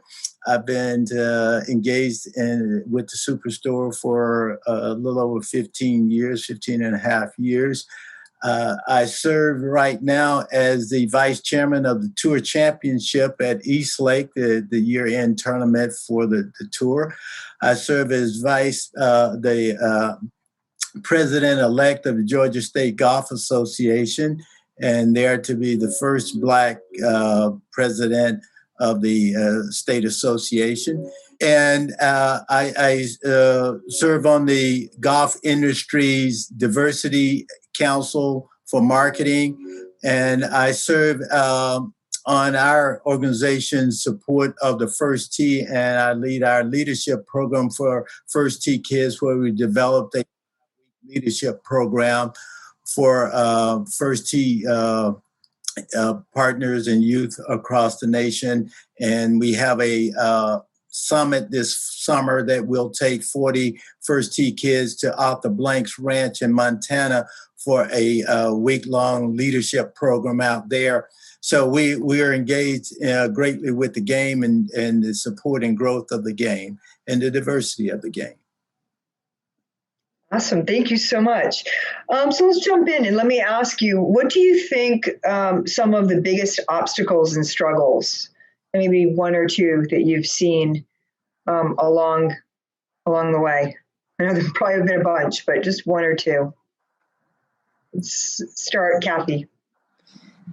Well, I think one of the things, and you and I have spoken about this, is that there's a certain amount of predetermined thoughts about people that people don't even realize. So I say frequently, they don't know what they don't know, and they don't know where they might be sending a negative message. So the example I would use is that there could be people that I've worked with, even at the assistant golf professional level, that all they know is what their experience has been. And so one of the obstacles is to get into these environments and prove your worth. So as a minority, as someone with diversity in their life, you have to work a little harder to prove that you are worthy of being in that spot. And so I could definitely consider the obstacle to being one that you don't start on the same level playing field. To most of us, we accept that and we say, that's fine. We're going to show our talent. We're going to show our ability. We're going to show our merit and our worth. And we have done that. Many of us, minorities and females, have done that. But that definitely has been an obstacle, that you just don't start on the same level playing field. Okay. Ralph, what about you? Well, I fully agree with that, there are challenges to the game, and for people of color, for women, it's always been, you walk up to a course and the first thing they say to a woman, oh, Women's Day is Thursday. Women's Day is, it's, why is there a Women's Day? Is the golf course not open every day or something? But, that's the role that they've kind of put women in, is that you get to play on this day and the course becomes as a priority. Other than that, you're a second-class citizen. And for people of color, it was for a long time, we just don't want you here. This is our game. And the beauty of the game is, as you stand with that club in your hand and you address that ball, that golf ball has no idea what race, creed, or color you are. And when you strike it, it's going where you hit it. And that's what I love about the game, is that, it erases all those biases when you actually get to participate in the game. And so, I love the fact that the game offers that opportunity when you're there, that you have the same opportunity as everyone else. It's just getting there initially and getting your comfort level that you belong. And for a long time, it was, an intentional effort to make you know that you were not welcome. And I think, as we move forward, that I hope is changing. And I've seen a lot of signs that it is. And we have an opportunity right now to drive that change. And I'm excited to be a part of the Women's Day program at the Superstore and the initiations of products and support that we at the Superstore have put forth. I'm excited to be a part of it. Absolutely. Jan, what about you? A struggle or? Oh no, it's just been easy the whole time. Of course, I'm dealing from things from a construction standpoint. So think about that. Think about a woman in the construction side of the business. I will say though, because of my upbringing, as I said, my father and my 5 uncles were club professionals. My father designed and supervised the construction of the golf course where I grew up. I started working on that golf course when I was 14. I was mowing greens, tees, fairways, digging ditches, raking bunkers, obviously weekends and summers. But then, and that was till noon. Then I went home because we lived on property, ate lunch, and I went and worked the golf shop. So I got to see both the inside operation and the outside operation. And what I learned, because in those days, and it's still true in many cases, where the golf professional's part of his income comes from retail sales. So if you don't have people coming to your golf course, you're not making any money, you're not making a living for your family. So my father and his brothers grew up caddying during the Depression. So they understood what people were like. And the good thing for me was that I got to hear them. I'm a 5, 6, 7, 8 years old, and I hear them, and they're so animated and enthusiastic and talking about this golf course and that golf hole and this person who did this, and how do you get some 30-something guys, because they were 30, talking this animatedly about anything, because adults don't do that, but they're brothers and they all did. So I got to hear this and I said, boy, why should I not be part of this? And then as I got older and became part of the industry, I could see in some ways where there might have been a discrimination, but because of my father needed to make a living. I was one of 8 children. So we, when you have a bunch of kids to feed, then you better be doing something. And so my father had forward tees more forward than anybody else did at the time in his design, because he knew that if women came and they could play golf with their husbands, and again, this is an era before right now that golf is very family oriented, but this was kind of pre-family oriented stuff. And that's the way he was, because we were a big family. So it was important to him that anybody who wanted to play could play and have fun. And so I come from a different perspective, because my world was much more equitable than maybe some other people's world had been. And I'm grateful to my father and his parents, who came from Slovenia. So they were not English speaking people, and it's only by chance they made money to, get through the hard times that I'm here to do what I'm doing today. So yes, I've had struggles, but I've also seen that by working hard and by exposing myself to things that maybe other people wouldn't, that made a difference, because I worked both inside and outside. And so that made a difference in my world. And maybe it's because I never saw anything particularly as an obstacle. It was just something that it's the next thing to be done. And so find a way to do it. And as anybody who's a business owner, that's what you do. Find a way to do it. Ralph? I love that attitude, but one of the things I would say is, as you had that privilege of seeing family engaged in the game.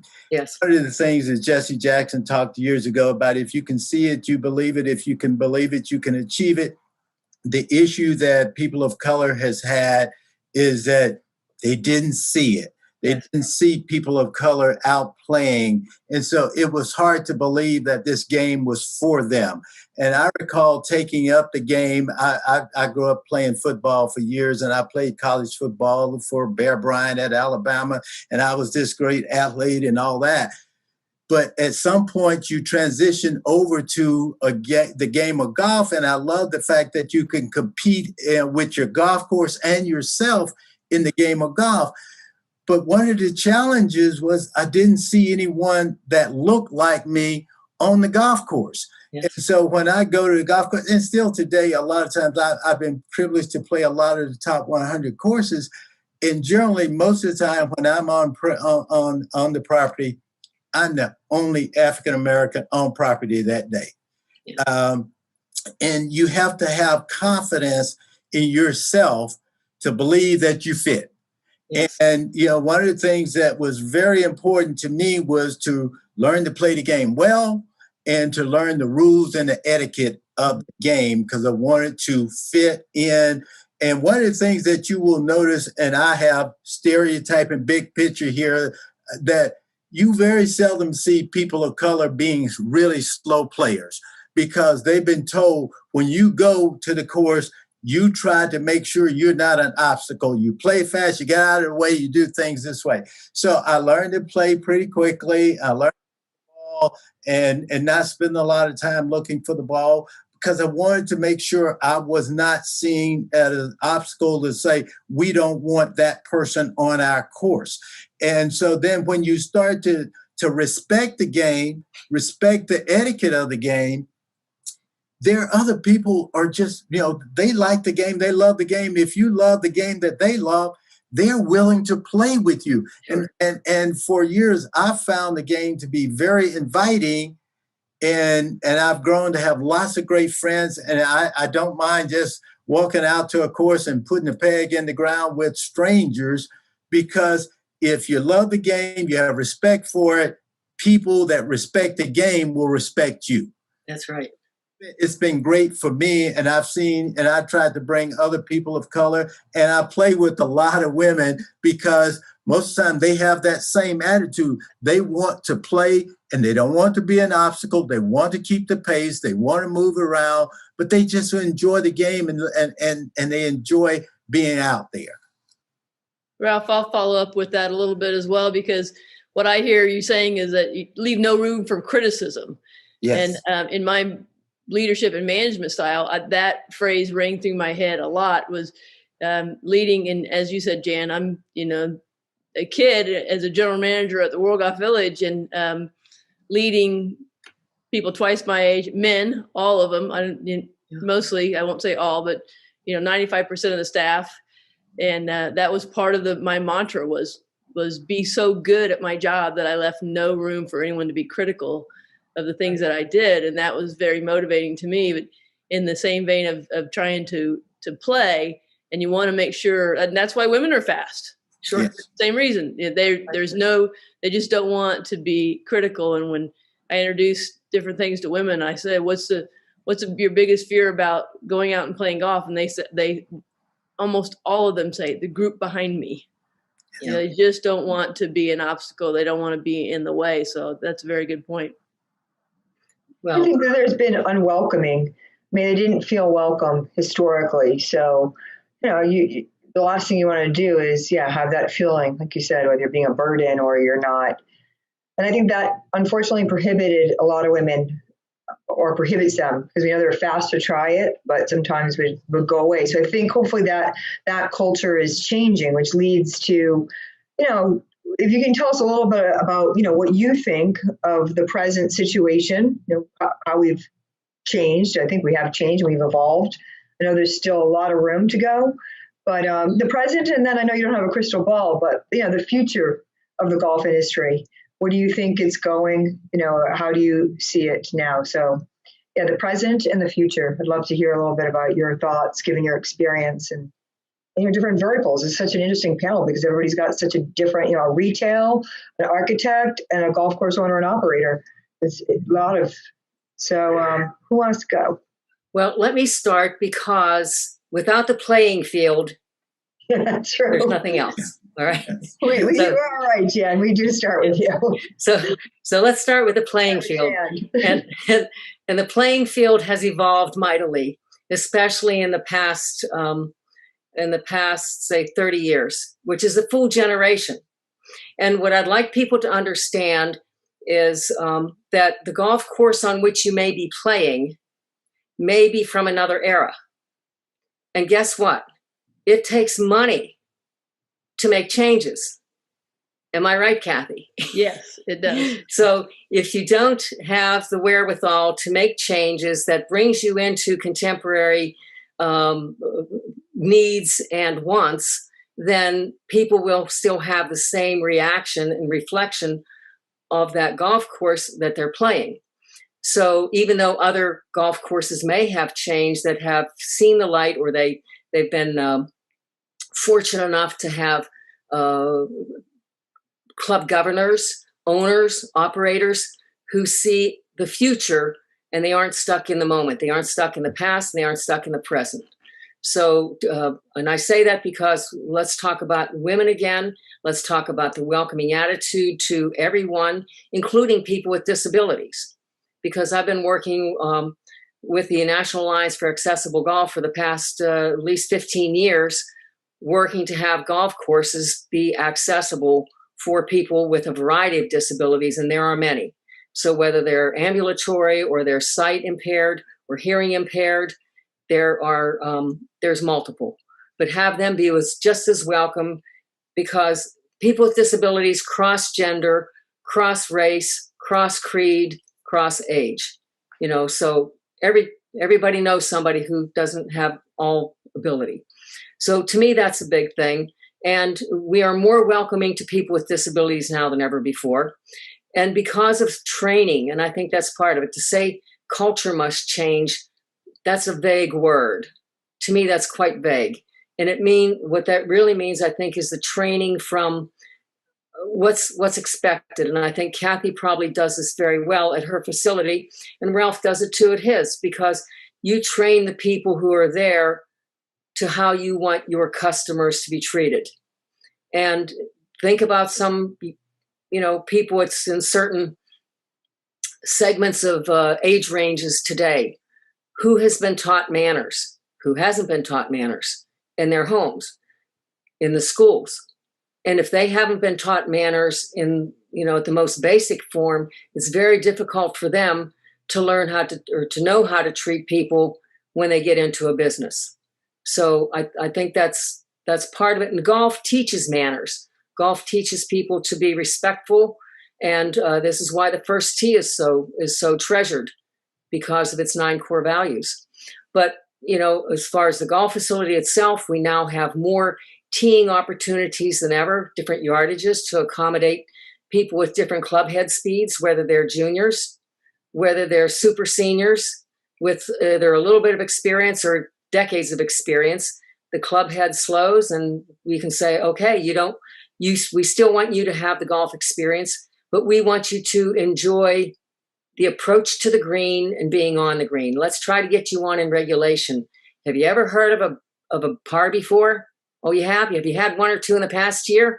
Well, how about having 1 or 2 or 5 every round? And a birdie. Why do you think there are birdie trees? Mm-hmm. And some people don't even know what that is. But it's because so few birdies are made that in an entire season, if you have 5 birdies, what is that? Is that golf the way it had originally been intended? So we're making accommodations for that. And again, look to the era the golf was constructed, because if it was so long ago, you may not have those tees that are far enough forward to help everybody have the best experience they can have. Absolutely. Kathy, what about you for present and future? Well, I think Ralph made a very good point about it's so much easier to enter a game or a room or anything when you see people that look like you in that space, and that definitely has been a struggle that we've had. And if you're not convinced of that, look at the LPGA and who's winning out there, and it's Americans that are of Asian descent are playing well. So this group of young women are seeing someone who looks like them winning on the LPGA, different nationality than they are, because they're born and raised in America, but they see someone that looks like them, and so they're like, I could do that. So they're playing golf, they're learning golf, and they're starting to win now from the United States. And so that's, I think that's big. And what I would say to the people that are listening is out there are listening to us now is that someone has to give people a chance. Someone has to open the door and say, and that's what happened with me, and maybe that's what happened with other people. But for me to be in the positions I've been in, general manager of we're the World Golf Hall of Fame golf courses, executive director of Golf 2020, vice president of golf at Club Corp. Someone had to say, we believe she can do this job and give me a chance over other male applicants who probably on paper look just as good. Yeah. So I challenge everyone to do just that. Let's start giving women and minorities a chance to show what they can do, because you're going to be enlightened by that if you do, and you're going to see great work ethics and all the things that are really going to make a difference. So that's one of the things that I am seeing more and more.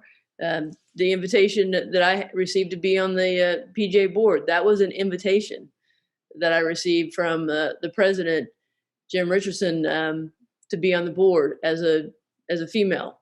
And that's more and more I'm seeing my counterparts, PGA professionals, extending that offer and that invite a little bit more. I've said it on board meetings now, and I, as I say to my friends and colleagues, it's a bunch of white guys, but they are keen on and very intentional about bringing diversity, equity, and inclusion into the golf space. I've been very, very proud of their efforts in that. So I think the future looks great.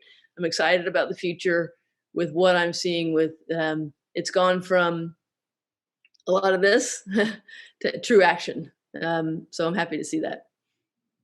Yeah, I'm going to chime in for a second there, because I think what I found now 6 years doing this is that if you peel back that onion just one layer, so a lot of these gentlemen, I always say this, there's no male bashing or anything like that. It's a lot of them that have wives, daughters, sisters, co-workers, and they also see that.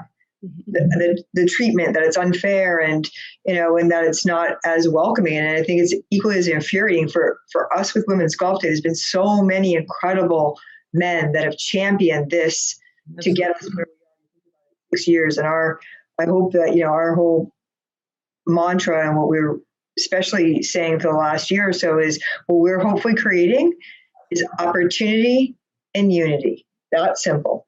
Just give people opportunities. And we open it up for a day, and as many women as possible. There's a lot of places, especially PGA Tour Superstore. All those locations are free, 4 to 6 p.m. this year. Any location you want to go to, you can go there. And that's, I think, really great to have a PGA Tour Superstore or Topgolf, because they're less intimidating than a golf course. And there's so many golf courses that participate as well. But when you're trying to take away that intimidation factor, when you're trying to I always tell them, just go in. If you don't like it, turn around and walk right out the store. But it's fake it, if you're like, this isn't my thing. But it's the least, you can even go by yourself or bring a friend, but it's the least intimidating scenario, because usually most women, I don't have a problem walking in the store. I just say that all day, so I think if you sell more shoes in the front, Ralph, you'd get us a lot quicker, but I know I'm stereotyping. Yeah. So Ralph, no. I appreciate that comment. Yeah, and for us this year is all about the year of the female, and we wanted to make sure we're inviting females and women golfers into our stores and making sure they know that they're welcome and they're comfortable. And we have women instructors, and men instructors that will work with them to make sure that everyone is welcome and feel comfortable in our stores. And one of the things that makes me feel good about the future is when I look at the numbers over the last 2 years, the numbers of females and women playing golf has increased tremendously. And for people on course, National Golf Foundation published numbers a couple of weeks ago that on course, the numbers of women playing has moved up to the mid 20% of all golfers playing. And that is huge. But more importantly to me, and what gives me great hope is if you looked at the numbers that National Golf Foundation published a couple of weeks ago, the off course, whether it's Top Golf and organizations like that, the percentage of people at those facilities swinging their clubs, 49% of those people are female. And so you're introducing the game to a lot more female, and just the introduction of the game, putting the clubs in their hand, letting them swing the clubs, will get them at a comfort level that, yes, I can swing the club, or maybe I don't like swinging the club. And that's okay too. But knowing that this is something I've tried and yes, I like it. And the more we expose people to the opportunities of the game and swinging the club, the more people will just get into the game. And like for me, when I tried it coming off of some of the other sports I played, I thought it would be a cakewalk, but because the ball just sit there and never move. And all of a sudden I found out I couldn't strike the ball. And then I got addicted to it. And it was, in my blood that I'm going to learn to play it. And the relationships that the game brought to my life has changed my whole life for me and my family. And so I just think the relationships that the game offers, the principles of governing yourself on a golf course and calling your own penalties, it's just a tremendous game. And if we can just expose people to those wonderful opportunities, I think they will embrace it. And I'm hopeful because I see more people inviting their friends, whether it's women or people of color, inviting them out to whether it is Top Golf or whether it is to the driving range or to a course, just inviting people to try it and giving them that opportunity, as you said, Kath, just give them the opportunity to try the game and be engaged in it. And for me, I think that shows hope and promise. And I feel very optimistic about where the game will go and the inclusion that will be offered going forward. Well, to carry ahead with that, Ralph, I would say that what you may see at some private facilities, which you may see at some public facilities, municipalities, is the increased number of short courses, whether they're a par 2, basically a chip and putt, a par 3 short course, maybe 6 holes, maybe 3 holes, standalone short game areas, massive putting greens where you have a putting course. And all of those things are ways to introduce everyone, regardless of age or gender or race, to the game of golf in a very non-intimidating way. Because with a putter in your hand and you only have to go from here to there, oh, you can one putt? Of course you can. Five putts later, right? So everybody's capable of doing that. So that's what we're seeing from the architectural side, but we're seeing that because there are people who are interested in having golf be a sport of the present and of the future, and a sport and a game. And this does mean it will include everyone. And this is a way to do it, is by having, even though Top Golf and the similar ventures like that are, they're inclusive in a way that if somebody wants to hit, they can. If they don't, they just want to have a good time and socialize, they can do that. But this is a way to get really back to green grass, is to have those less intimidating formats. And it makes a huge difference. I think you probably know, Kathy probably knows this better than anybody, the number of girls. You talked about the number of women increasing. The number of women playing golf, the proportion was about 20% for years. It's been static for decades. But this past year, as you said, the uptick has been terrific. But part of this too might be because the USGA, LPGA's collaboration in girls golf. And it's gone from what, 8 or 9, no, maybe 12, 20 girls 10 years ago to 90,000 this year. 90,000. So when now you're talking about across the board. And the first tee as well. I think a lot of these programs as well are helping to create a funnel. I think also, Jan, to your point is we also have to look at the demographics and what's happening is people are getting married later, having families, they don't have time. So even if you're a golfer, you might want to just go out and putt for an hour after. You don't have time to go on 18 or take a whole Saturday away from the family. So I think that has to be brought into consideration. And I also think that, along with how those shifts are happening and who's playing and how much time they have, is I always say you have to see women too as a gateway. Maybe she's not going to be a fanatic league player, but we want to eradicate this word golf widow because she is probably the gateway to the children. I mean, yes, men and women co-parent, but still a lot of times it's the women that are responsible or largely responsible for what sports the kids take, where they go, what they do. So if the woman hates golf, it's not going to be an easy thing to get if your kid wants to golf or to get juniors into golf. I mean, that is the gateway. We're the only sport that has this golf widow, type thing. I mean, there's lots of soccer moms and they're not playing soccer. They're just driving a minivan to a soccer field. So let's change that paradigm right there. So I think just, being friendly and being open. So let's do the last, we're going to wrap this a little bit, but advice, if you have a quick advice for women coming up in golf, that want to be either in a career or just play casually, for any of you, what you see there, what would be your advice?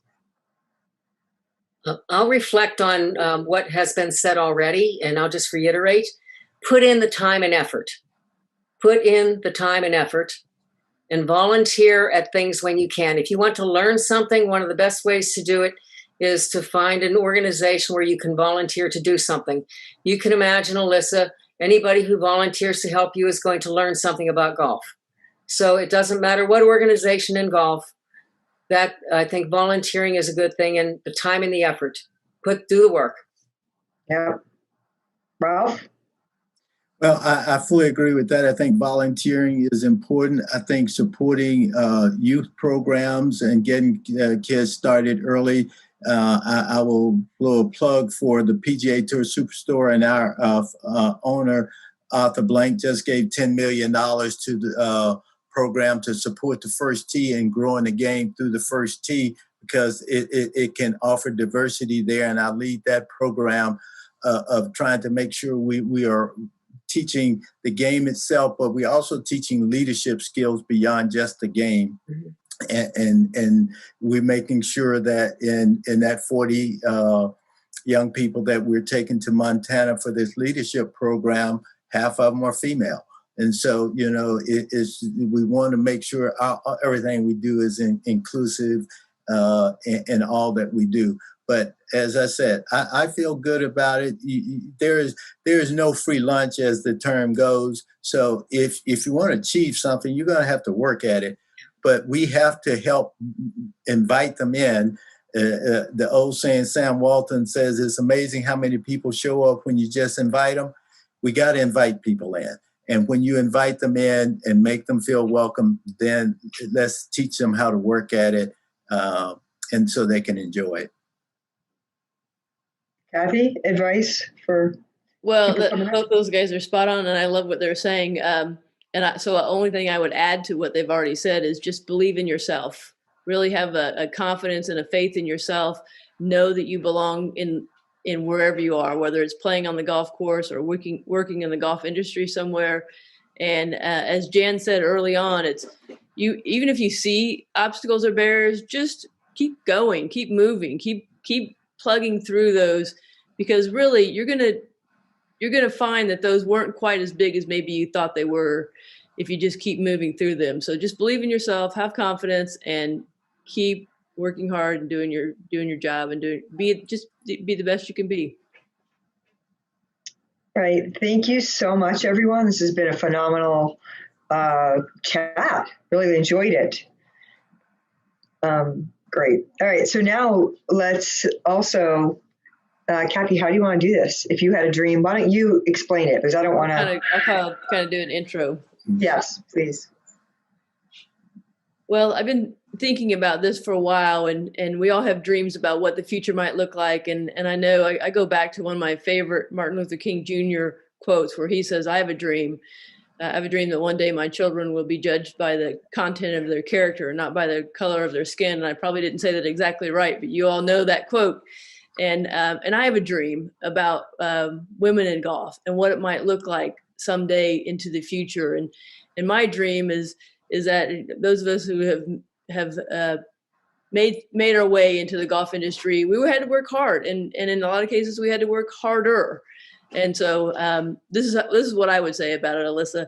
I have a dream that one day we will live in a world where women don't have to work twice as hard to be considered equal, and where women feel welcome at every golf course, regardless of their ability.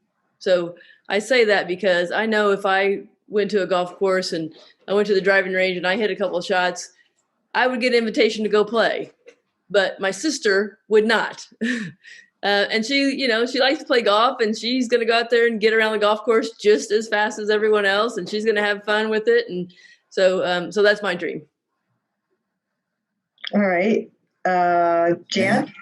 Oh, you make it difficult to follow because you picked my dream too. So I'll expand on the dream, and I'll say, I have a dream that in the near future, and it's coming, that the golf will be perceived in the way it truly is. It is more accepting than some people make it out to be, and that it's not just accepting, but it sets an environmental standard that people don't recognize is true for golf. So my dream is that men and women both would accept golf for what it is and see everybody else, and then also understand that the environment that the golf course provides for them provides solace and a way to rejoin nature. Ralph? Absolutely. And I love both of those answers. I love it when people tell me that, oh, I don't see color. I don't see you as a black man. I don't see color. That's not true. You do. So, my dream is that one day in the game of golf, I will be able to walk up to a tee and you will see me as a black man. You will see the person as a female. You will see them as who they are, but it will not matter. Yeah. And you will be welcoming to playing with anybody. I want to recognize that, Kathy, Jan, you are female. I want to recognize. I want you to recognize that I'm a black. What about me, Ralph? And listen, you too. But I want you to recognize it. But I want you to be wanting to just let's go play because it doesn't matter. We just want to go enjoy this great game and challenge each other. And at the end, we measure by the score. So that's my dream, that you're going to recognize the people for who they are, but it really won't matter. That gives me goosebumps, Ralph. That was a great dream. It gives me a great feeling. Beautiful dream. Yeah. And I have a dream that we are continue to be able to provide opportunity and unity for a lot of women around the globe, because we're all sitting here in America in a very, very fortunate situation. But as we reach out, I think there's a lot of women and men, but a lot of countries around the world that don't have the same opportunities we do. So that's my dream, that we continue to keep rolling it out and get as many women around the world involved, and men. But yeah. Thank you again so much. And let's make our dreams a reality, right? Absolutely. You're here. That's it. We're here to make those dreams a reality. Yeah. And thank you so much, everybody, for participating. It's great. Thank you all so much. Thank you, great. Alyssa.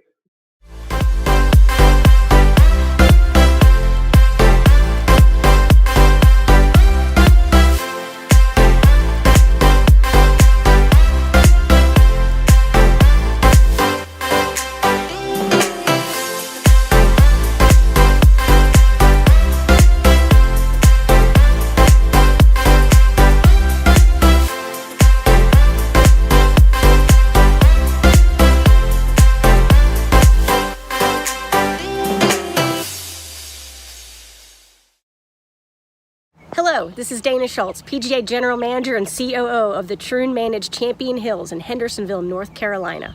On behalf of Troon, our family of brands, associates, and clients worldwide, we are pleased to support Women's Golf Day as we have since its inception in 2016. We are committed to growing the game and providing opportunities for golfers, not only today, but every day of the year. Please enjoy this short video to learn more about the world of Troon. Golf only exists because it's fun. What is special about golf is the relationships. Being out there with your family, your friends, so many different chances and opportunities are presented from the game of golf. Troon is brilliant. It's always first-class experiences. Courses that they run, they want it to be as good as possible, and it makes a big difference for the experience. Why wouldn't you select Troon? You're selecting the best of the best. You know the quality you're getting, you know the experience you're getting. There's nobody better.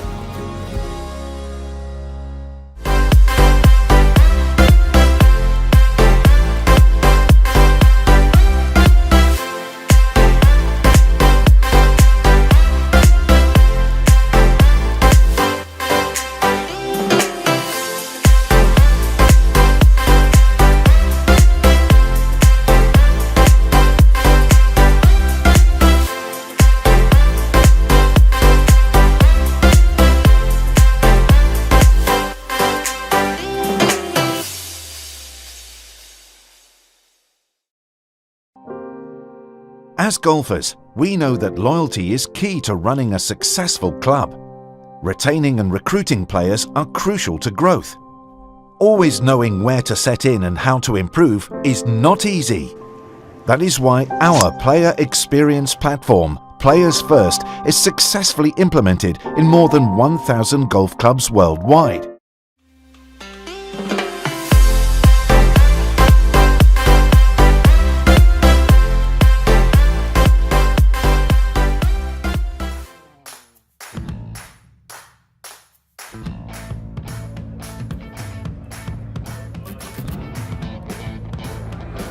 Hi, we are at the Murray Brothers Caddy Shack restaurant in St. Augustine, Florida, and I have the pleasure of talking to Matt Corey, Chief Marketing Officer from the PGA Tour.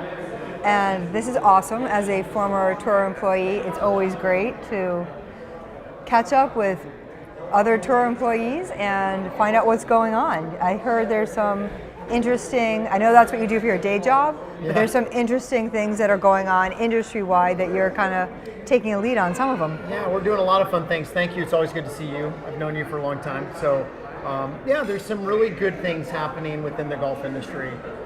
There's a lot of initiatives on the HR and recruiting front, procurement, but we've got a fun marketing opportunity coming up here that's going to launch really in the next really this month. It's starting to roll out. You're going to see a lot more creative out there, but it's designed to inspire more people to try golf in any way that they want. And so, all right, well, how are we going to do that? How are we going to create one unified voice across the whole industry to inspire people that don't play golf today, or maybe that have taken up the sport recently, to continue to play, right? How do we invite them in?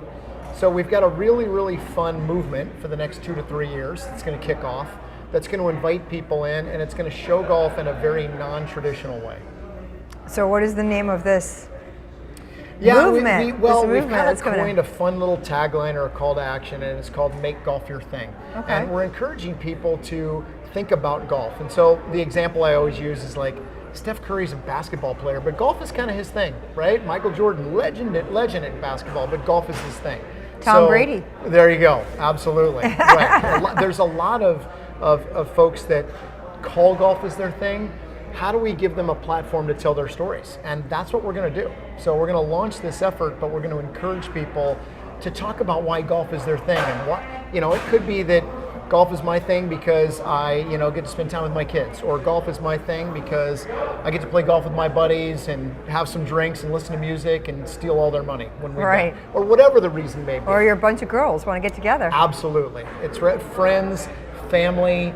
It affords a lot of opportunities for a lot of storytelling. And what we're specifically going to do with this is there's really two audiences. So we want golfers to invite a friend. Imagine if every golfer in the U.S. brought a friend out in the next couple of years. We use that tagline for ours, bring a friend. Bring a friend. So that's a perfect opportunity. Yep. The second one is for non-golfers, or what we call future golfers, because hopefully everybody's just a future golfer. And we invite them to come try golf, and that could be at a Top Golf, a driving range. Doesn't have to be 18 holes, right? It could be just go play putt-putt. So we're going to invite them in and show golf in a lot of different ways. Yeah, we've noticed with our programs that people that are new to golf felt a lot more comfortable going to a PGA Tour Superstore or a Top Golf, what we call, off course. Yeah. And while we love that people go to green grass, but I think sometimes when you're new to golf, it's a lot more intimidating, or what do I wear, what do I do? Yeah. Whereas some of those other locations afford somebody to at least go take a peek, try. Yeah. And hopefully, they get the golf bug. That's what we would love to have. So we're also going to launch makegolfyourthing.org, where people can go to learn more about golf. Like, if they don't know what to wear, if they don't have clubs, like, what do they do? So we're going to have a lot of information to help them find the right places to play. But even local golf courses and driving ranges, everybody's coming up with their own invitation, right? Yep. So imagine you don't play golf and you're thinking about it and you decide to go somewhere. Well, that local semi-private club or driving range or municipal course or Top Golf or retail store, everybody's going to have their own way of inviting you in and allowing you to try golf. Right. So that'll be fun. Everybody can create their own invitation. Yeah, I think it's great to have this umbrella, because I think obviously the ones that are businesses have been doing that. Yeah. But I think to have this umbrella, that's most importantly, I think historically we've looked, and some of these programs have been from the grassroots up.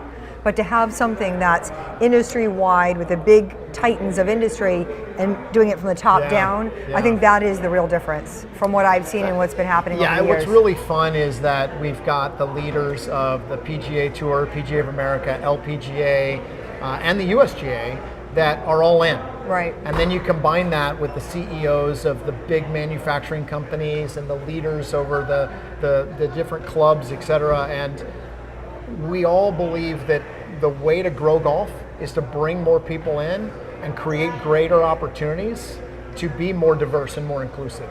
And that's not going to happen overnight. Right. I mean, let's be realistic. It's not going to happen overnight. But we need to invite women out. We need to invite women out in a fun, unique way. And we also need to show women having a great time on a golf course, at a driving range, wherever, so that other women can say, hey, I could do that. Right, and that's what we've been doing for the last 6 years. Exactly. In the sense that, and we did notice that part of it was that once we started doing it after the first year, second year, people saw those photos. Yeah. They saw those videos of it being lighthearted and with a boa and just having a really good time. Yeah. And we always say too, listen, if you just want to play twice a year, if you want to play 9 and wine, no judgment. Because if a woman goes to the golf course and only plays twice a year but decides to have her daughter's wedding, that's not a bad thing. It's not a bad thing for the daughter, because it's going to be a beautiful venue for the club. And I just think that it's so much more than just actually playing or being a league player or just getting your handicap down to the lowest you can get it. I mean, there's a lot of, how do we all know that are in the golf industry, but how do you also just let it be okay if you want to do it casually, or if you're super avid, you're going to get the same benefit. Right. You're going to get the same benefit. I think we've also all learned that being outside with friends for 4 hours in a safe and socially distant environment is pretty cool. Yes. Right? So the things that we all used to take for granted, golf offers all of those things. And so more people are starting to try golf, and we want to invite even more in. And the other thing with this whole effort around Make Golf Your Thing is it really allows everybody to tell their own story.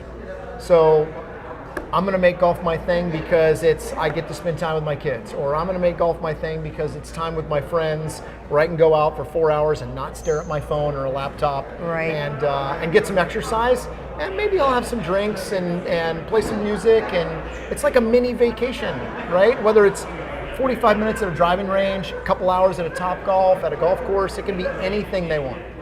Yeah, I think that's amazing, because it is encouraging people just to get out there, get out and try it, get out and make golf your thing. And make golf your thing. There you go. When we chose this location, Caddyshack, we were talking about how this is the most iconic golf movie that you can think of. Absolutely. And at the time, I think it was poking fun at golf and trying to break down traditional stereotypes. Sure. And here we are now. And years that movie later made doing golf fun, right? It kind of Exactly. like made golf cool and fun, And so that's sort of our goal. How do we make golf fun, cool, and hip for everyone, no matter what age, gender, ethnic background, etc.? Like, just come try golf. Yeah. And there's so many different ways to do it.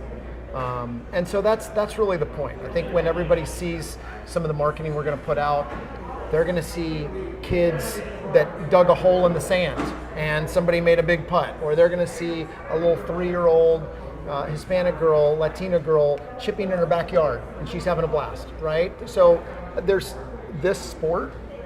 We've all seen the little social videos on Instagram, et cetera. Yes. Of like, there's the 1-year-old with the perfect swing, and he just hits the crap out of the little plastic ball. It's unbelievable. We all wish we had his or her swing. And so we think more and more people will start to try golf and then tell their own stories about why they love the sport. Right, and that you don't have to be perfect. Right. It doesn't have to be a great swing. It Right. doesn't have to be, No. it's just more, I think if you show enjoyment, That's right. that resonates even more than the great shot. Yeah, like, here's another example too. So when people go bowling, when people go skiing, they're not trying to be perfect. We don't go bowling because we're trying to bowl a 290. And we don't treat it as a sport. It's an activity. It's something for fun, and that's Right. what golf should be. Yeah, it should. I think there's just a lot of the influences or what have you of the years, like there's a pressure that, I don't know, and everybody knows I'm like the queen of 9. Yeah. I prefer to play 9. It's not a lot of time sometimes, and I just want to, sometimes when I play 9, I feel like I focus more, and you get more enjoyment out of it. Well, even at the PGA Tour, right? So we focus on marketing the tournaments and the best players in the world. But golf is more than that. And we have to show golf as way more than that. Right. Because we're not all going to be like those guys on tour or those girls on tour. So our ability to pull back and say, look what golf can be for you and why you should try it is a real fun effort. And it's going to be a multi-year effort.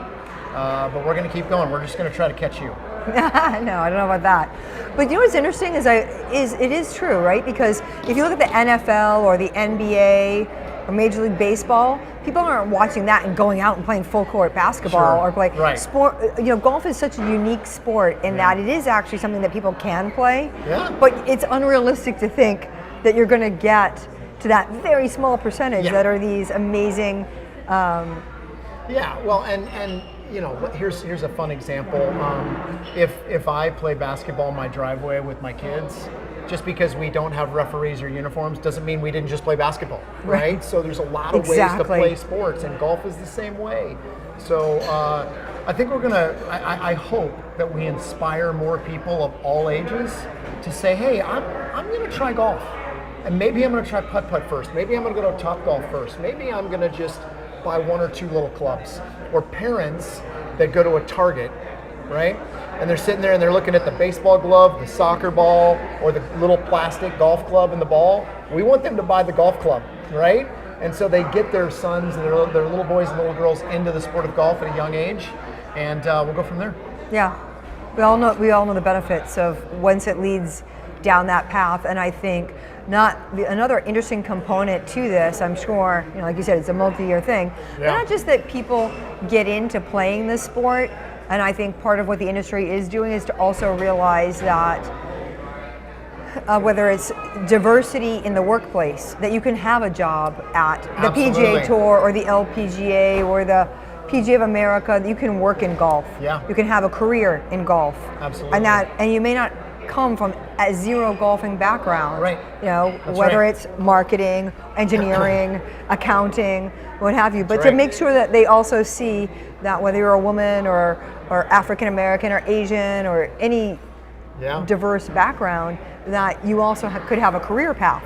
Yeah, in fact, one of our work groups within the industry is doing just that.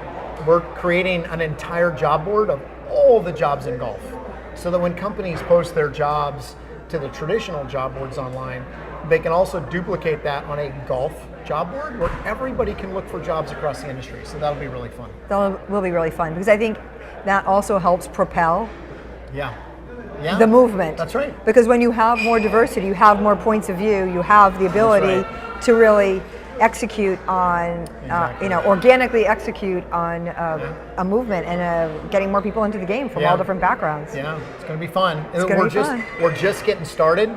The golf's seen a lot of momentum in the last year, but this effort to show golf in a different way is launching this month, and it's a multi-year deal. We're in this for the long haul, for sure, as an industry. So yes, well, we'll make golf our thing. And Women's Golf Day. Yeah, Women's Golf Day. We'll combine forces here and really inspire a lot of people, I hope. Yeah, I hope so too. And you and I had talked about it. It is interesting to be part of something that we feel like you can have an influence on, Absolutely. Like you said, more than just our job. Yeah. More than just doing our job, we can really help move the needle on creating some of these objectives, diversity, inclusion, and it's bigger than our job. I mean, it's taking a 400-year-old plus sport and saying, how do we move it to the next level? How do we be more inclusive? How do we break down barriers? And how do we invite more people in? And that's an awesome challenge. It keeps me up at night, but also keeps me inspired. So we've got a great group of folks that are really, really helping out and rolling up their sleeves. So we'll see where we go from here, but we're excited. All right. Well, I say cheers to that. Cheers. Cheers to that. Thanks for Make having golf me. your thing. Make golf your thing. Make golf your thing. Women's Golf Day.